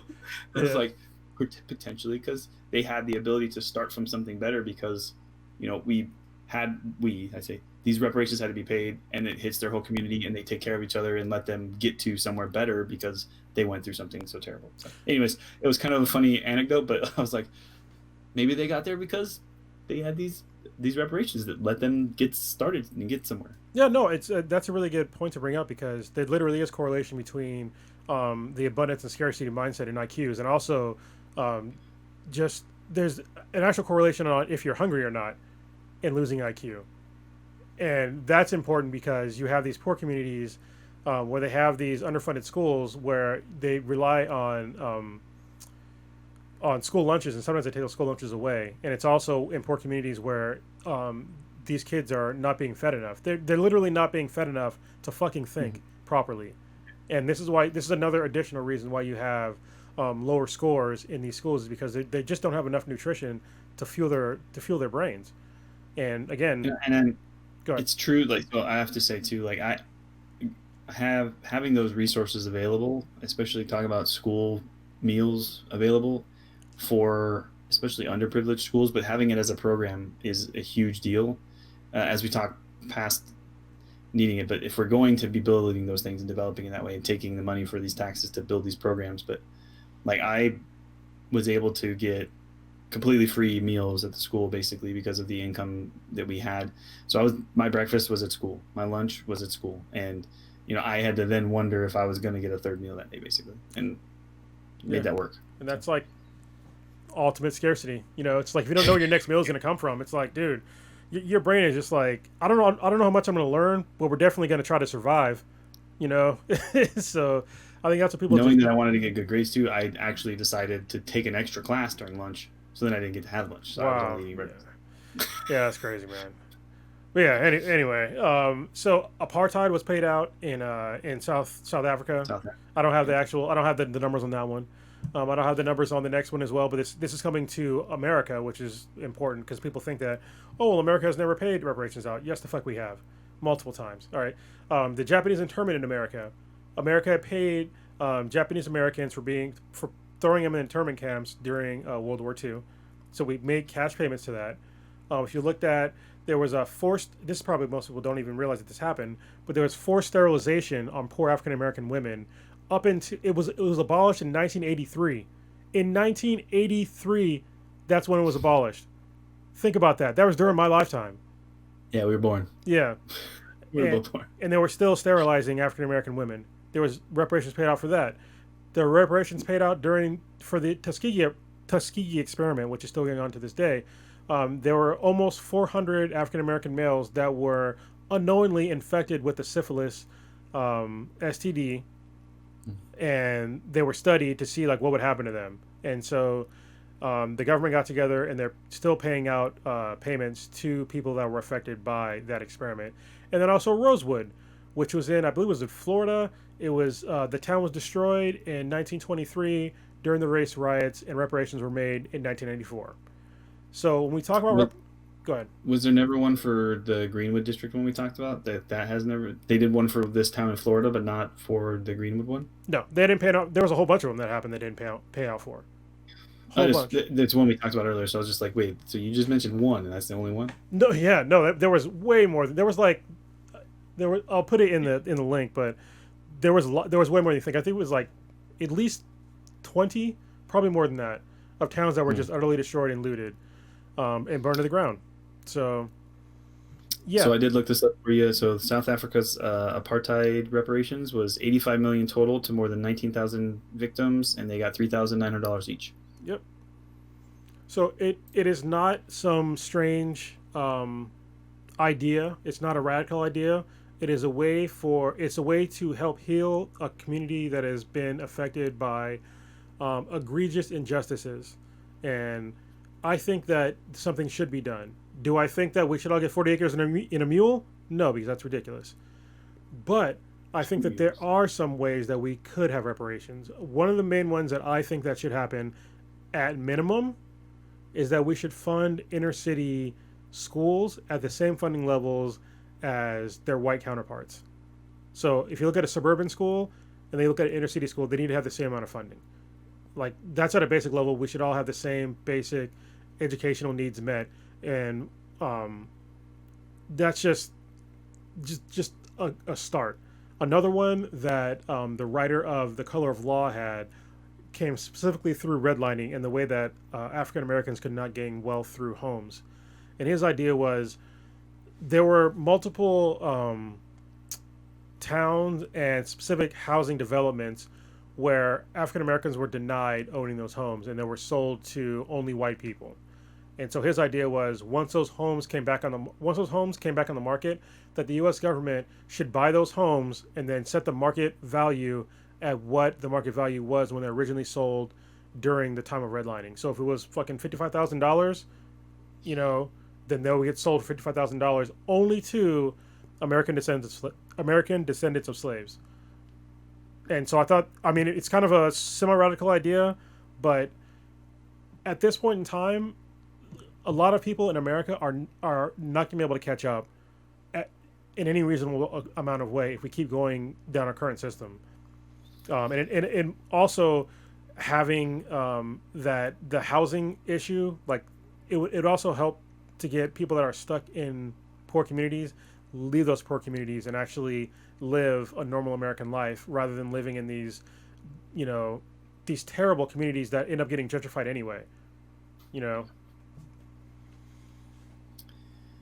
so like, I feel like if there were, for one, like you mentioned redlining, and it's still an issue with gerrymandering for the districts. So to me, that would be from my mindset, it's always looking for the governmental / political structure solution. Like, that's got to be one of them, right? That the district lines need to not be drawn in a way that forces that, so that then those communities get underrepresented, so that then they don't have the opportunity to have their voice heard to try to make these fixes happen for their communities. There should also just be basic standards for certain population densities, requiring a certain amount of parks and a certain amount of grocery stores. Like, I don't feel like you should have to regulate that. That should just be based on the market. But like, is it being restricted from being there? Whatever it is that's causing it to become the food desert, then figure out ways to remove that. What I would like to see too is even if it is dollar amount straightforward kind of thing, even if we did that, because I don't know that that's the right solution. Like we said, like is just giving money to people the right answer, but it should be paired with some kind of a community engagement projects, some kind of a thing where if the goal of it, which is what I think we both agree it is to like heal the wound that is caused by this historical event that set us on this path, right? It can't just be money. Yeah. Money doesn't fix that kind of a problem. people fix those kinds of problems. So it'd be like forcibly establishing these relationships somehow. Like you can both get some money, but you have to hang out and be friends. Yeah, Like, yeah. Well, I don't know how to do it. well, it was like something that I think I mentioned on Facebook the other day, but it's like it's difficult or impossible to legislate humanity. I mean, like you can't. How do you legislate somebody from not being an asshole? You know what I mean? And that's Most of what. the legislators are assholes. Yeah, and it's just like so many people, today they don't want to do any sort of research to really see why people are poor in America and why they're struggling and why, like when somebody says, a statement like, "Oh well, the reason why there's so many black people in jail is because they're committing all the crime." I'm like, okay, well, what crimes are they committing? Can you tell me what crimes they're committing? Guess what? It's not what you're thinking. It's not violent crime. The vast majority of people in jail are there for non-violent crimes and they're drug crimes. Very few people are actually in jail for violent crimes. But what people going in jail will almost certainly guarantee is that they're going to go back to jail because they're going to be poor after that. Unless you have unless you didn't come from a previously poor community, like once you go to prison, you're pretty much screwed for the rest of your life. Especially when you have to check the box where did you commit a felony? You check yes, your employment opportunities are vastly diminished, and then so if you happen to, and if you can't find a job, what are you gonna do? What are you supposed to do? You have to make money, right, in America to like live. So it makes you get back onto the whole. Well, now I have to commit some sort of crime to make money, so I can live, and then you commit a crime, then you go back to jail. So this is the whole like cycle of suck for most people that have been to jail or prison. I forget the jail is the one where you go to temporarily. I think prison is the one where you go for a long time. The worst one is Yeah, the one I'm jail thinking of. smaller. Yeah, prison's long term. Yeah, but yeah, people don't. You can go to jail for a while. It just usually just smaller crime, never more than like a month. Yeah, yeah. So I'm thinking like prison. And I think Prison, people they don't put in the thought process into thinking like, why are people actually going to jail, and for what? Yeah. People have gone to jail for basically just being poor. A lot of people go to jail for not having a license, Yeah. and then not being able to pay their parking tickets. It's being you're basically being thrown in prison for being poor, and that should be illegal. I mean, there's got to be other ways you can figure out how to get somebody a goddamn license, rather than throwing them in prison. Because guess what? In prison, they're definitely getting a license. So, and when they get out, they still won't have a license. And guess what? They still have to make a living. And if you're in a poor And they still, like, community, can't pay parking fees. yeah, and if you're in a poor community, guess what? Your job is probably going to be nowhere near you, and you might not have a bus route that goes to where you live to where your job might be. And people they don't want to put into that thought into that stuff at all, you know. Yeah, I wonder how Oregon is handling the like release of anybody who was imprisoned on drug charges, and then what they're doing with those records too. Because my thought would be if I was the person there in Oregon as a governor or someone who was a part of that was if the goal was to decriminalize the just generic usage, right, which is what the wording was.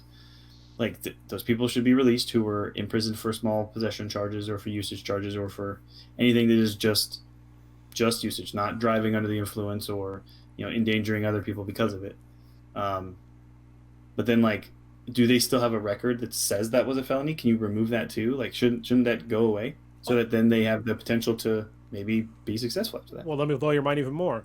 So if you're thrown in prison for drug usage, and on your resume, you can have a huge hole in your resume if you had a resume. So that's a huge problem that most people probably aren't even thinking about. It's just like whatever skills you had, they probably are a little stale at best. At worst, somebody's going to read your resume and be like, where have you been for the past 4 years? Why do you have no job? And what do you say to that? A lot of people, and this is what, again, same people probably who are saying like they're doing all the crimes, but most of the time, someone who does, and this is a study I actually read not too long ago.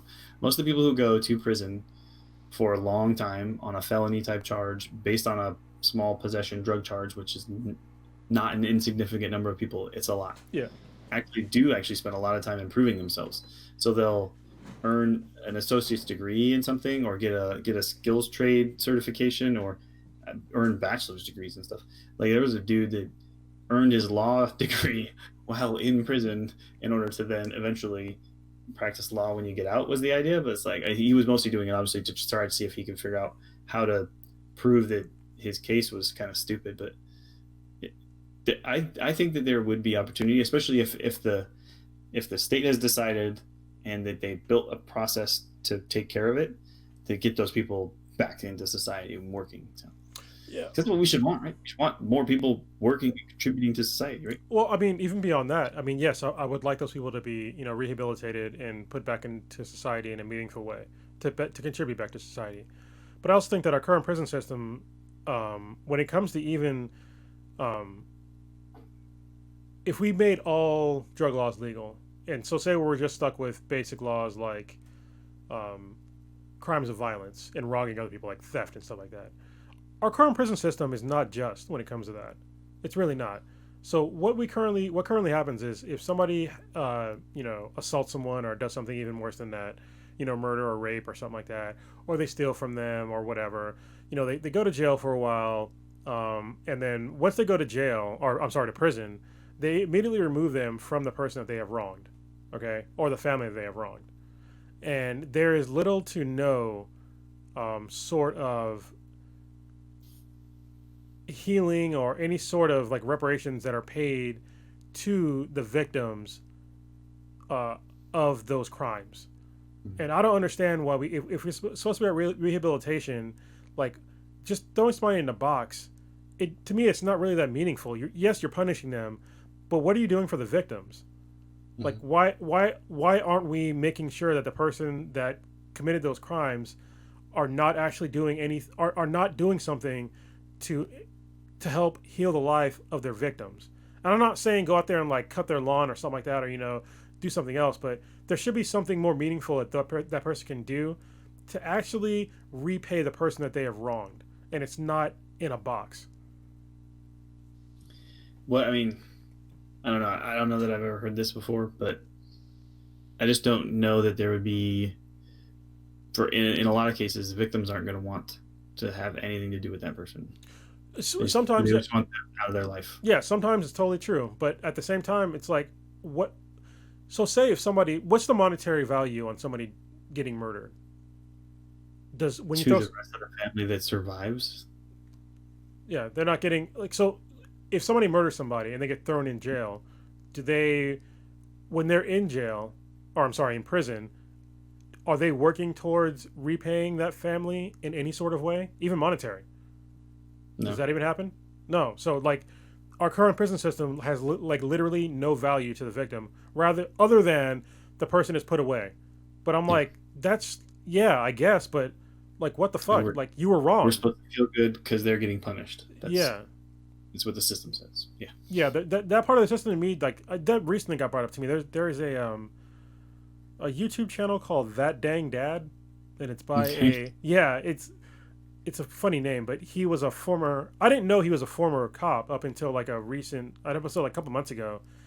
And he talked about being like a former cop and like the messed up stuff that he did, and like he's totally on the whole abolish the police side now, but he goes through like a logical process on like alternatives to prison and stuff like that, and he got me on to like why aren't we compensating the victims of this? Like, why is all the slave labor of this individual that committed a crime, why is all that going back into our society and not the person that was wronged? It's not even going back to our society. It's just going back into like basically the government or private institutions, or you know what I mean. But it's like, why is the other person that's been wronged not getting anything? It doesn't make any sense to me. Yeah, no, I mean it's a really good concept I'd never even heard addressed before, and it's definitely something I would like to explore more. So yeah, check out his whole like he does.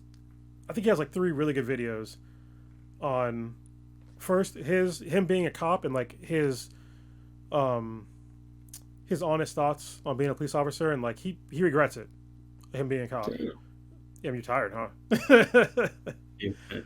Also, it's all good, man. And then he talks about abolishing the police and when he says abolish the police, he actually gives like really valid reasons. Whether you believe the guy or not, it's fine, but he gives valid reasons on abolishing the police, which I think is a terrible name for. It should be redistributing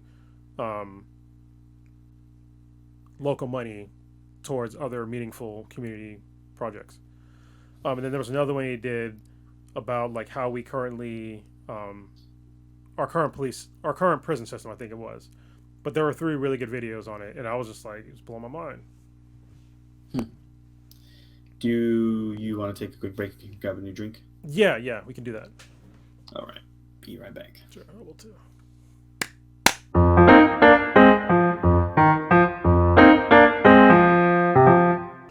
But I was thirsty too. I was dry mouthed. Yeah, I was like, and I think yawning was like my reaction to like I normally want to be sipping, and so it was like, Yeah, I was parched. You were talking a lot. Yes, I was. I needed more sip. So yeah, what are your thoughts on like what I talked about? Is there anything else you wanted to bring up? The one thing I was thinking about as I was considering our topic for today, and knowing that this is supposed to be mostly you kind of delivering, and then my part of how we do this deal is kind of ask questions and think about what I feel like my gaps are and see if you can help me fill them in. So I would like to discuss defining racism, like a words by words definition. Like what should, if I flipped up in like an encyclopedia to look up what it is, right? Because an issue I faced at first was, my perspective for a long time, and I still have a hard time not immediately thinking it, is that racism is judging anyone based on the color of their skin instead of on the depth of their character, or whatever that phrase is. That definition of it. Yes. And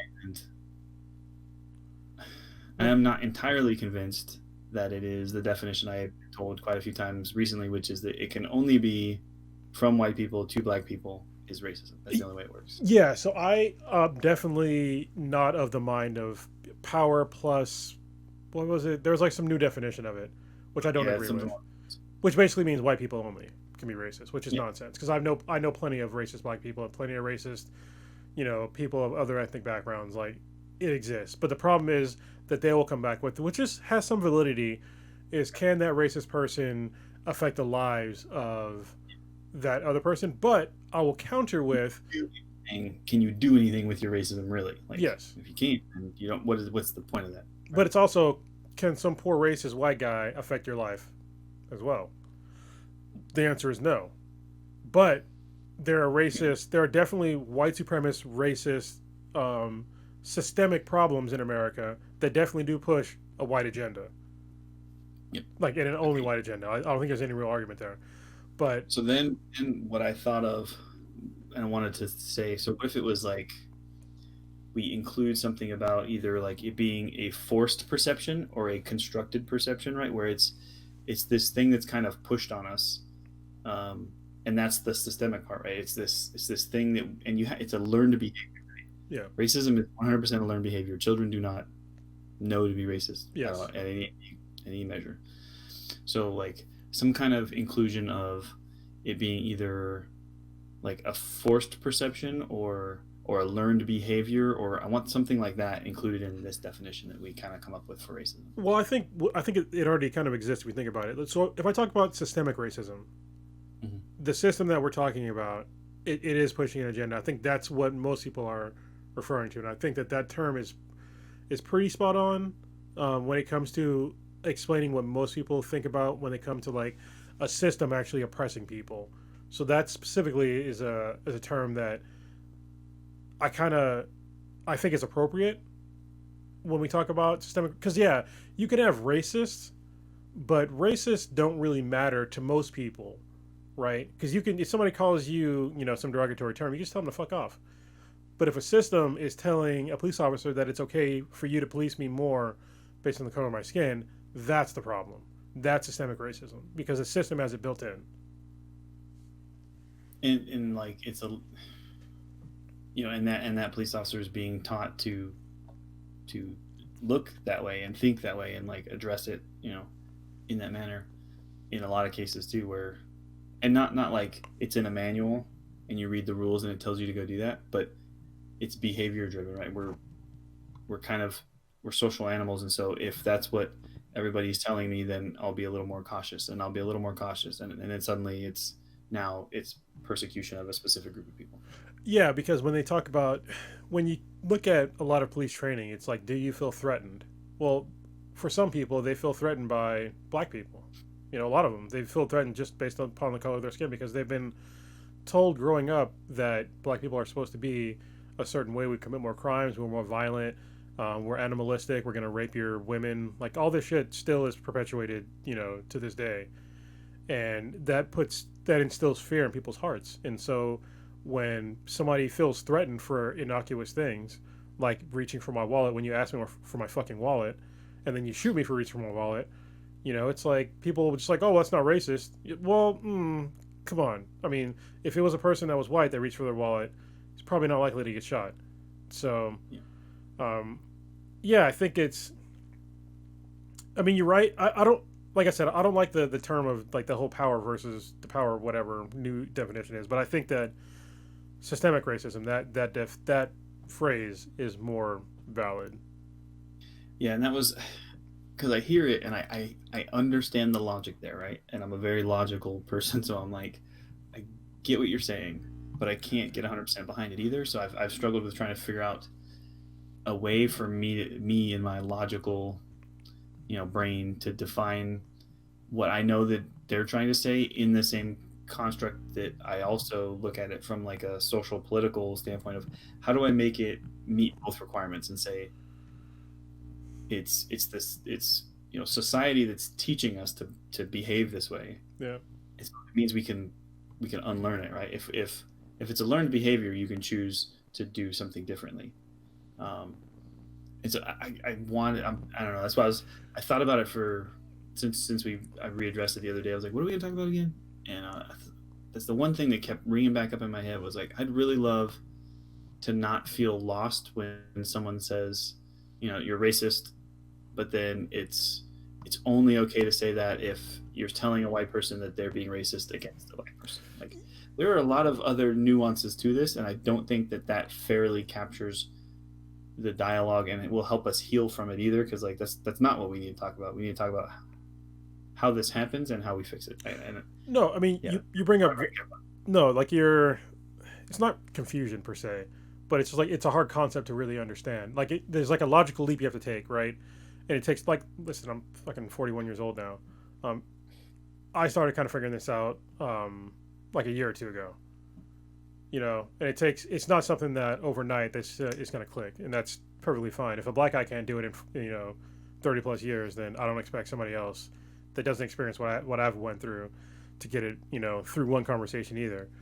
There is a book that's sort of controversial that might help if you're listening to this podcast and you are white or at least appear to be white, because I know you are not, but you appear to be. So yeah.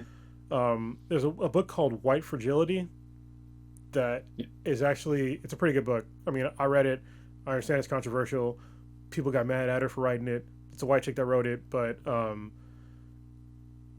things that she says in that book, the way that people have reacted to certain things are totally valid. Like I'm definitely, I'm listening to this book. I'm like, I've seen these things happen to me, and I've seen white people try to do these things, and I'm just like, wow. Like she lays out exactly at least her thoughts on why they are doing those things. And the perfect example is like my friend wanting to use the N-word, and me being like, no, can you not do that? And him getting mad and then trying to basically mansplain to me like why he should be able to use it. I'm just like, nah, man, like that's not cool. Like if a friend of yours asks you not to call them something, don't do it. Or we're not friends, I guess. I mean, because you don't respect me as a person. Yeah. It's kind of the same topic we had the other day too, where we're talking like the gender thing. If I don't know you and we're not friends yet, and I use what I assume to be a proper gender pronoun, and you say, no, I would prefer it if you refer to me this way. Okay, cool. Like, I didn't know. I apologize. And you move forward using the pronoun that they particularly prefer. Because if you are having a conversation, you clearly are working to establish a relationship, whether it's professional or just a courtesy. Like, and humans should extend that courtesy to each other. The I don't give a fuck about your feelings mentality is like only can go so far. It shouldn't go so far as to like be every single interaction you have with other human. Like that's not. Yeah. It's not gonna work. Yeah, I mean, throughout human history, like we are designed to be social people, and we need help from others. Like I mean, very few people on this planet, especially Americans, have the skills to make it on their own. All right, let's just be honest. Like, you're not out there killing your own fucking meat. You're not out there building your own house. You rely on others to provide for you. And you provide for others. Let's just recognize that. This isn't the Oregon Trail. Yeah. And if it was, you'd die of dysentery. Exactly. That's a great joke, man. It never gets old. Yeah. But yeah, I think this is a pretty good. My one thought. Sorry. Good. No, go ahead. I was saying that was just kind of my one thought I really had prior to it. I was trying to see if there was something else while we went that I had a thought on, but I wanted you to finish what you just said. No, I mean, like a lot of the books that I mentioned on here definitely does help kind of bridge some gaps of knowledge. Another one that has to do with just the African American experience, as far as like us trying to migrate away from slavery from the South, is called the warmth of other suns, and it follows 3 different African Americans leaving the South to come to the North, and some of them go back to the South and then come back up, and then some of them have good times and bad, but there are 3 vastly, because like one of them is like a doctor, so like his experience, and he's like a rock star, and so his experience is vastly different from the other ones. And I think it's cool to like see what life was like for African Americans back then, and like what they really went through after slavery occurred, and how it was not like, just because I think that most people in America have this weird notion that after slavery ended, shit was awesome for black people. Like, no, it wasn't. That's why we had the civil rights movement, and that's why we're still having, Black Lives Matter. Like, Black Lives Matter didn't happen out of nowhere. It happened because we had people that fought for the civil rights movement. We had concessions made, but we're still dealing with the same issues, literally the same issues. There's this guy. Is it Michael Malice? I forget his name, but there was a former Baltimore police officer who he quit because he was a dirty cop, and he knew he was dirty. But he said that he was busting all these black kids for like the same crimes, and then he went back and looked through, like, there was like a record book that they had for like crimes and like where they policed crimes for that police department, and he looked at it and he was like, I'm literally doing exactly what they were doing 60 years ago. I'm busting the same exact crimes in the same exact corners. Like, why am I doing this? Like, why are we all perpetuating this system of oppression on these groups of people? Like, for what? And so he quit and like just kind of exposed like this whole system. He's been on like Joe Rogan's podcast a couple times. He's a good, I forget his name though. I think it's not Michael Malice. Give me a second. Can you bullshit for a minute? Probably.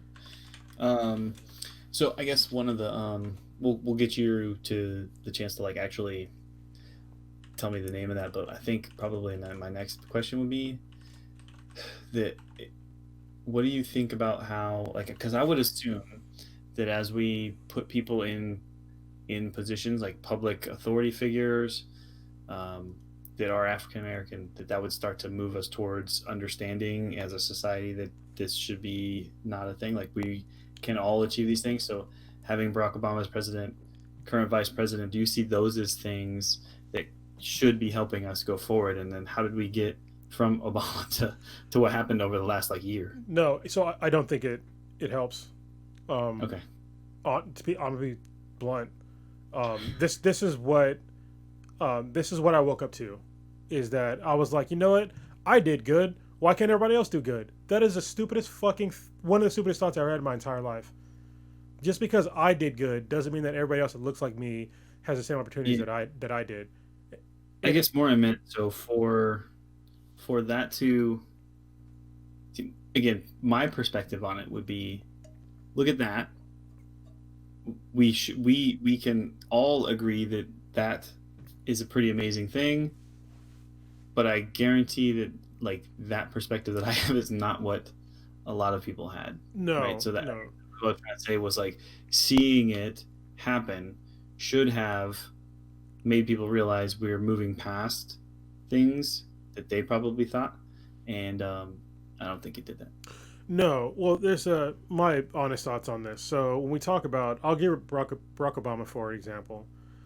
When he got elected, I was like, cool, we got a black president, but I don't agree with the vast majority of his views, and so I didn't vote for him. I think he's a decent person. I really do. But his policies, I thought they were not good. You know, I didn't like the vast majority of his policies, and for me, when it comes to this is the problem that I have when we talk about like these ethnic issues in America, is that okay? Yeah, we got a black president. Cool. I'm not really that impressed as a black guy. First of all, like it's great that he became president. Don't get me wrong. He was mostly qualified. I think that well, he was qualified. Obviously, he was qualified. But the problem is, it's just like I think that America puts too much on um, when we talk about minorities, just black people. I'm not Mm-hmm. impressed until I see like an Asian as president. And I'm not just saying that. Even before I knew about Andrew Yang, who I'm a huge proponent for, I said this way before I knew about Andrew Yang. I'm not impressed until I see other ethnic groups other than black people being highlighted by America, because I don't like the spot that America has really put our group in. Is that they first of all like a lot of Americans do not like black people, to be blunt, and second of all, they try to hold us to this standard of if this black person can make it, then racism is dead. But I'm just like, but what about all these other people that are dealing with these other ethnic issues? What about these Latinos, these Asians, natives, native born people, all these other ethnic groups that you're just going to ignore? But as long as like one black person fills this role, we're good to go. It's like, no, I want us all to like rise up and realize that we're all just human beings, and to base um, things on people's merit, not just Yeah, 100% meritocracy. yeah. The yeah, I guess so. Kind of something you said, and I was like, oh, made me think of this too. It was like, is it almost because, and you said it specifically because it's the worst that we've done. If we can say like, hey, look, we're holding one up here, right? So clearly, like you said, clearly we've done right now. We're good. Reparations, don't worry about that. Look, Yeah, Black president. exactly. Exactly. Let's not Right. help the rest of them. This one made it. Yep. uh, anyway, I don't know, but as far as qualifications though, like constitutional law, like the man knew his stuff, but positions on things I don't agree with either, but definitely qualified. And I don't have a problem with there being opposition to my views. That's what our nation's built on. It just we've swung too far one particular I got to structural problem. refresh my memory. Wasn't he a senator before? Yep, one term. Okay, so yeah, so he was definitely qualified, because I remember when he first ran, I was like, who the fuck is this guy? And I didn't Yeah. do enough research on him, because I saw his policies and I was just like, no, I'm not interested in those policies. But yeah, I mean, if you made it to senator, people voted on you, so yeah. Yeah, he was a congressional law professor, and then made it to so he did state senate one term, and then federal, like congressional, or congressional senate at the national level for his state, and then from there. But like, what work did he do while he was in Senate if he immediately ran for president as soon as he got the seat? I mean, Yeah, I think that's where it's coming back to me now. Yeah, it's like, how much did he actually do? But whatever. I'm not trying to degrade, because I don't want the fucking crab mentality. All right, I'm not a crab. I'm not trying to pull. If you're wondering about the crab mentality, just look up a video of crabs in a bucket. If you look at crabs in a bucket, any crab that gets high, the other crabs will just pull them down. I'm not crabbing on Barack Obama. Thank you for becoming president. I just didn't agree with the policies. I would love to have a beer with you though, and like just to talk to you, because you're an historic figure, and I'm not going to deny that. It's awesome. and I've heard he's actually a pretty big beer connoisseur. Like Yes. he brewed his own beer too, right, at the White House. Yeah, I think that's totally awesome. And so on those things, we totally agree. I love beer. We'll have beers. Yeah, and I think it's good for like the optics for black people in America. Like, hey, a black guy did make it to the highest seat in America. Maybe you can too. Not likely, because it's very very unlikely that anybody becomes president. But yeah. Anyway, the guy's name was Michael Wood. Going back to what we're talking about, the Baltimore PD guy. His name is Michael Wood. If you look up the Joe Rogan Experience number 670, I think was his first one, where he talks about his time in the police force in Baltimore, and it's very eye opening on from a police officer talking about like racism in police departments and stuff like that. So anyway, I think. we got anything else? Any save rounds? No. I was just gonna say, like, you said, "Oh, hey, look, one black guy made it." It's like, maybe you can too. I mean, there's not much of a chance of that. And I mean, it's like, well, I mean, I do hope someday to run for government office, right? So, but I also have more of a chance of running for president than you would, unfortunately. Well, no, I mean, you definitely would, because I have. Statistically, let's put it statistically. Even though I would definitely vote for you because I know you. I think that generally speaking, most people that want power do not deserve it. But Yeah. I know you as a person, and I think that you would do a good job because you're actually going to try to solve problems. But yeah, the vast majority of them don't. Yeah, the problem is that I'll be completely upfront about that, and no one's gonna want to hear that. Yeah. No, but that's the truth. No, I just want promises of stuff for me. Yeah. Where's the lobbyist at? Yeah, I mean, maybe that's the job I need. So, Brooke, I'm going to switch gears a little bit because we're at the end of the racism conversation, I think, right now, right? All right. So, we're going to talk about GameStop, even though this is going to come out way after the GameStop thing. But this is going to come back around to, like, a thing that I was just thinking about. So, the whole... We were talking about before this whole podcast started. Is the whole GameStop stock situation. This podcast is going to come out probably months after this. But it's hilarious to me that this proved to me that the people's money could wash out like billionaires' money, like easily wash out their money. And I was just like, when I first heard about Andrew Yang had the idea about democracy dollars, about washing out lobbyist money, like basically you give every American $100 to spend only on a politician of their choice, and it's to wash out democracy dollars. And I was just like, well, how would that work? Like I was thinking about it like kind of logically, and I was like, once I read this story, I was like, this is exactly how it works. This is exactly how it works. Because if you have, I think it's like what 270 million people in America that can vote, something like that, right? Oh, geez, I think we might be up from there. I'll grab the number. You keep going. Yeah, it's in like the upper 200 millions that can vote. And if you give them all $100 only for backing a candidate, that's a lot of money. And I don't think any sort of corporation or billionaire is willing to spend that sort of money to put somebody else in their pocket. And so the fact that the people can then choose on who gets the funds to run for whatever office that they want, I think is ingenious. So whether you can use the $100 to all at once for one candidate or break it up into pieces for like local candidates, I think that is like a really eloquent solution to like a very obvious problem here in America. Because like how do you get rid of lobbyists without explicitly outlawing lobbyists, even though even though it already should be illegal because it's bribery. So 328 million total population, 75 million under the age of 18 makes us talk about 250 million. Like 250. Okay, yeah. Yeah, so $250 million plus, $100 a piece, that's, over $2 billion. So nobody is going to want to face that. No corporation is going to want to waste that sort of money. Even in increments. You know what I mean? And this small thing with the GameStop thing is incredible. Like, well, and also like look at like that's the start too, right? So I in the last campaign. So for this campaign for president, I probably put $200 on a candidate easily on my own. Oh, And I put more than that in. Yeah. I so I don't know. I'm still hesitant to do much more because God, how many times did I do it? So they had this thing where you could put $20.20 because it was 2020. And so I had to have done that.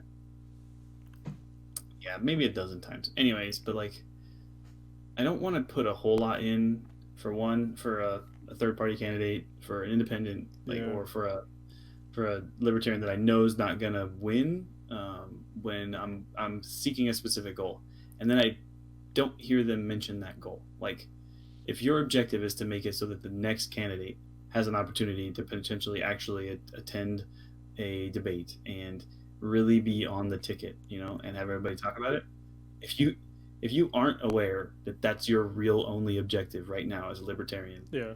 presidential candidate, you're deluding yourself. So if you just keep talking about, like, let's win, like, You're not gonna win. Yeah. aren't even self-aware right now. Yeah. What do you, so I don't know. I was a little hesitant. Totally agree with all the policies. That's totally the candidate I want, but it doesn't help me. But like, what that $100 might do is make them think for the first time, hey, okay, now I need to evaluate these candidates and put money that I have somewhere, right? And then once you start doing that, for one, you're going to keep on getting text messages. Which I'm still getting. Yes. Did,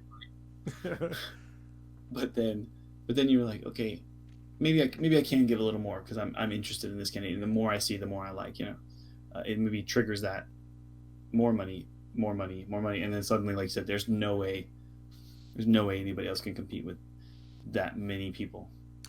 Yeah, and I think it also would get people to actually support monetarily the candidate of their choice. Because I think a lot of people, they have candidates of their choice, but hey, you don't. A lot of Americans, they don't have money just laying around to donate to a cause. So like, why would they even do it? So I think it would get people more involved into politics in general. Like, hey, I've got some money on the line. Well, it's not their money, but you have something on the line to your candidate. And I think it's a cool solution. I doubt it's going to catch on because of obviously lobbyists, but if it did catch on, I think you could make a significant dent on the way that financing politicians would work in America for the better. It's interesting, to address it based on inspiration from this GameStop thing. So it's pretty funny. Yeah, well, I just the fact that I'm watching them, like the common man, just caused. It was like the last time I checked, it was over $7 billion in losses on hedge funds and investors. I was like, dude, that is so crazy. This is making me think, right? So like, what I need to have happen is I need a Reddit channel that's going to support a libertarian candidate, just to make sure that they can get on the next ticket. That they at least understand, like, no, you guys in Reddit, you 100,000 people or whatever, you need a vote just to make sure that they can get on the next one. Because most of these people don't have a political concern. They don't give a crap. Yeah, I think this is a start. Hopefully, this is the start of something much bigger, because I think that people figured out. So first of all, this is a unique time in history. All right, this is like right now. It's very easy for anybody in America to trade stocks. It's super easy to trade stock. Most Americans, they didn't know that before today, that it's crazy easy to trade stock, and the fact that any common person could just put in a couple dollars here or there. Is incredibly powerful, especially when they realize that some of these hedge funds and investors are doing very shady but legal things to screw over both companies and America. And I think that if it catches on, you're going to see this is going to be a huge disruption in the stock market to begin with. And I think it's going to trickle down into politics as well. Because, yeah, like you just said, if somebody just started a Reddit channel, like, listen, let's have, a channel for, Jo Jorgensen, and everybody, listen, let's just disrupt the next election cycle. We're going to pump all this money into her. And people don't care. Like, there are people that, there's been a whole bunch of, like, misinformation about the GameStop thing, because they're just like, oh, these people are going to incur so many, tax losses if they, pull the money up, blah, blah. Nobody cared about that. Nobody cared about possible losses. All they cared about was the fact that if they put money into this stock, it would make those hedge funds and those investors incur potentially infinite, and I'm being literal, infinite losses by the more money that they put in. Take that same mindset and put it on a politician where we're just going to disrupt this whole political cycle. They could do it. We could do it. And that's fine. Yeah, inspiration from this is that I'm gonna see. I'm gonna look what's already there, because that's part of it too. Is there's probably something already there that could inspire the next stage of it, and it just gotta tweak it in the right direction. So I think it's good though, because I think it's. That's kind of interesting. Yeah. I mean, the path that America's on is kind of bleak, to me, to be honest.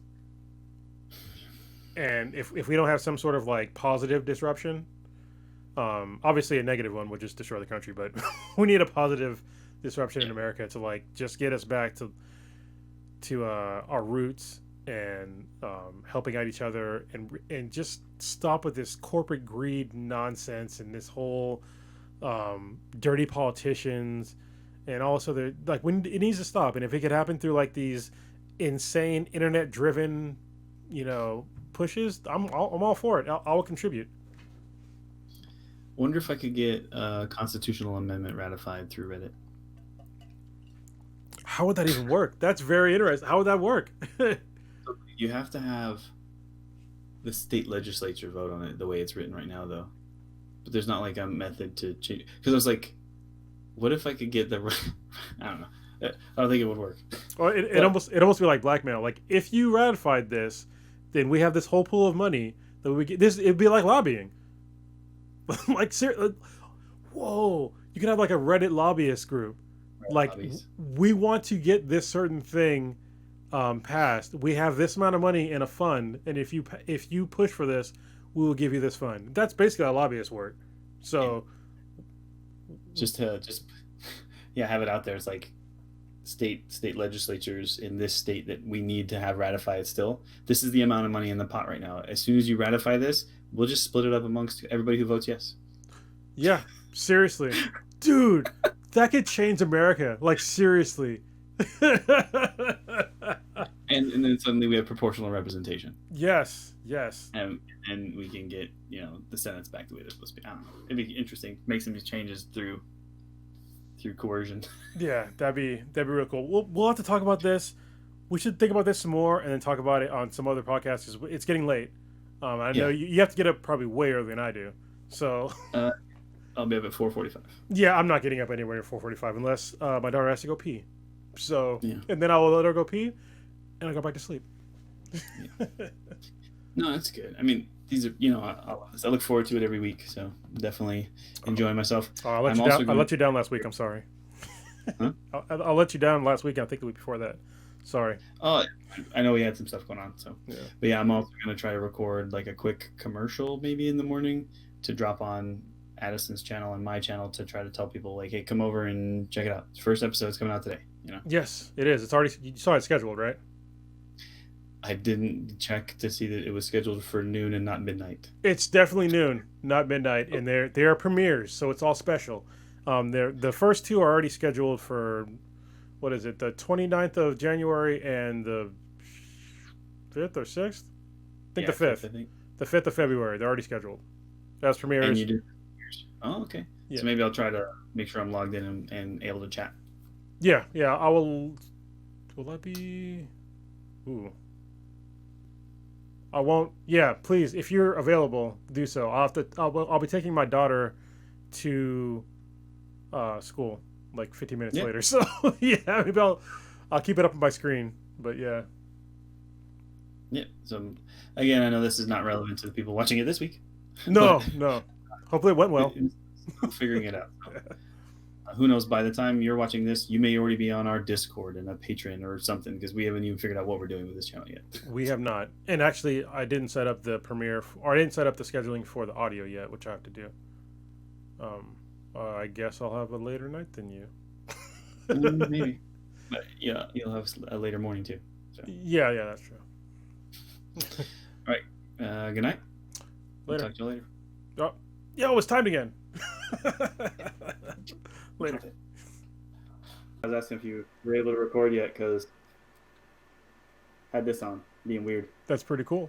Nice. that is recorded. Yeah, no, I had it on because since we talked last, I did it. I went and bought that motorcycle. Oh, nice. Which one did you get? So I ended up getting a Zero, Nice. and I got the DSR Black Forest edition. So it's like kind of a custom one. So they have to. It takes 4 to 8 weeks, they say, for delivery. But the guy at the factory, the guy at the main company, or whatever, he's like, it never takes us that long. But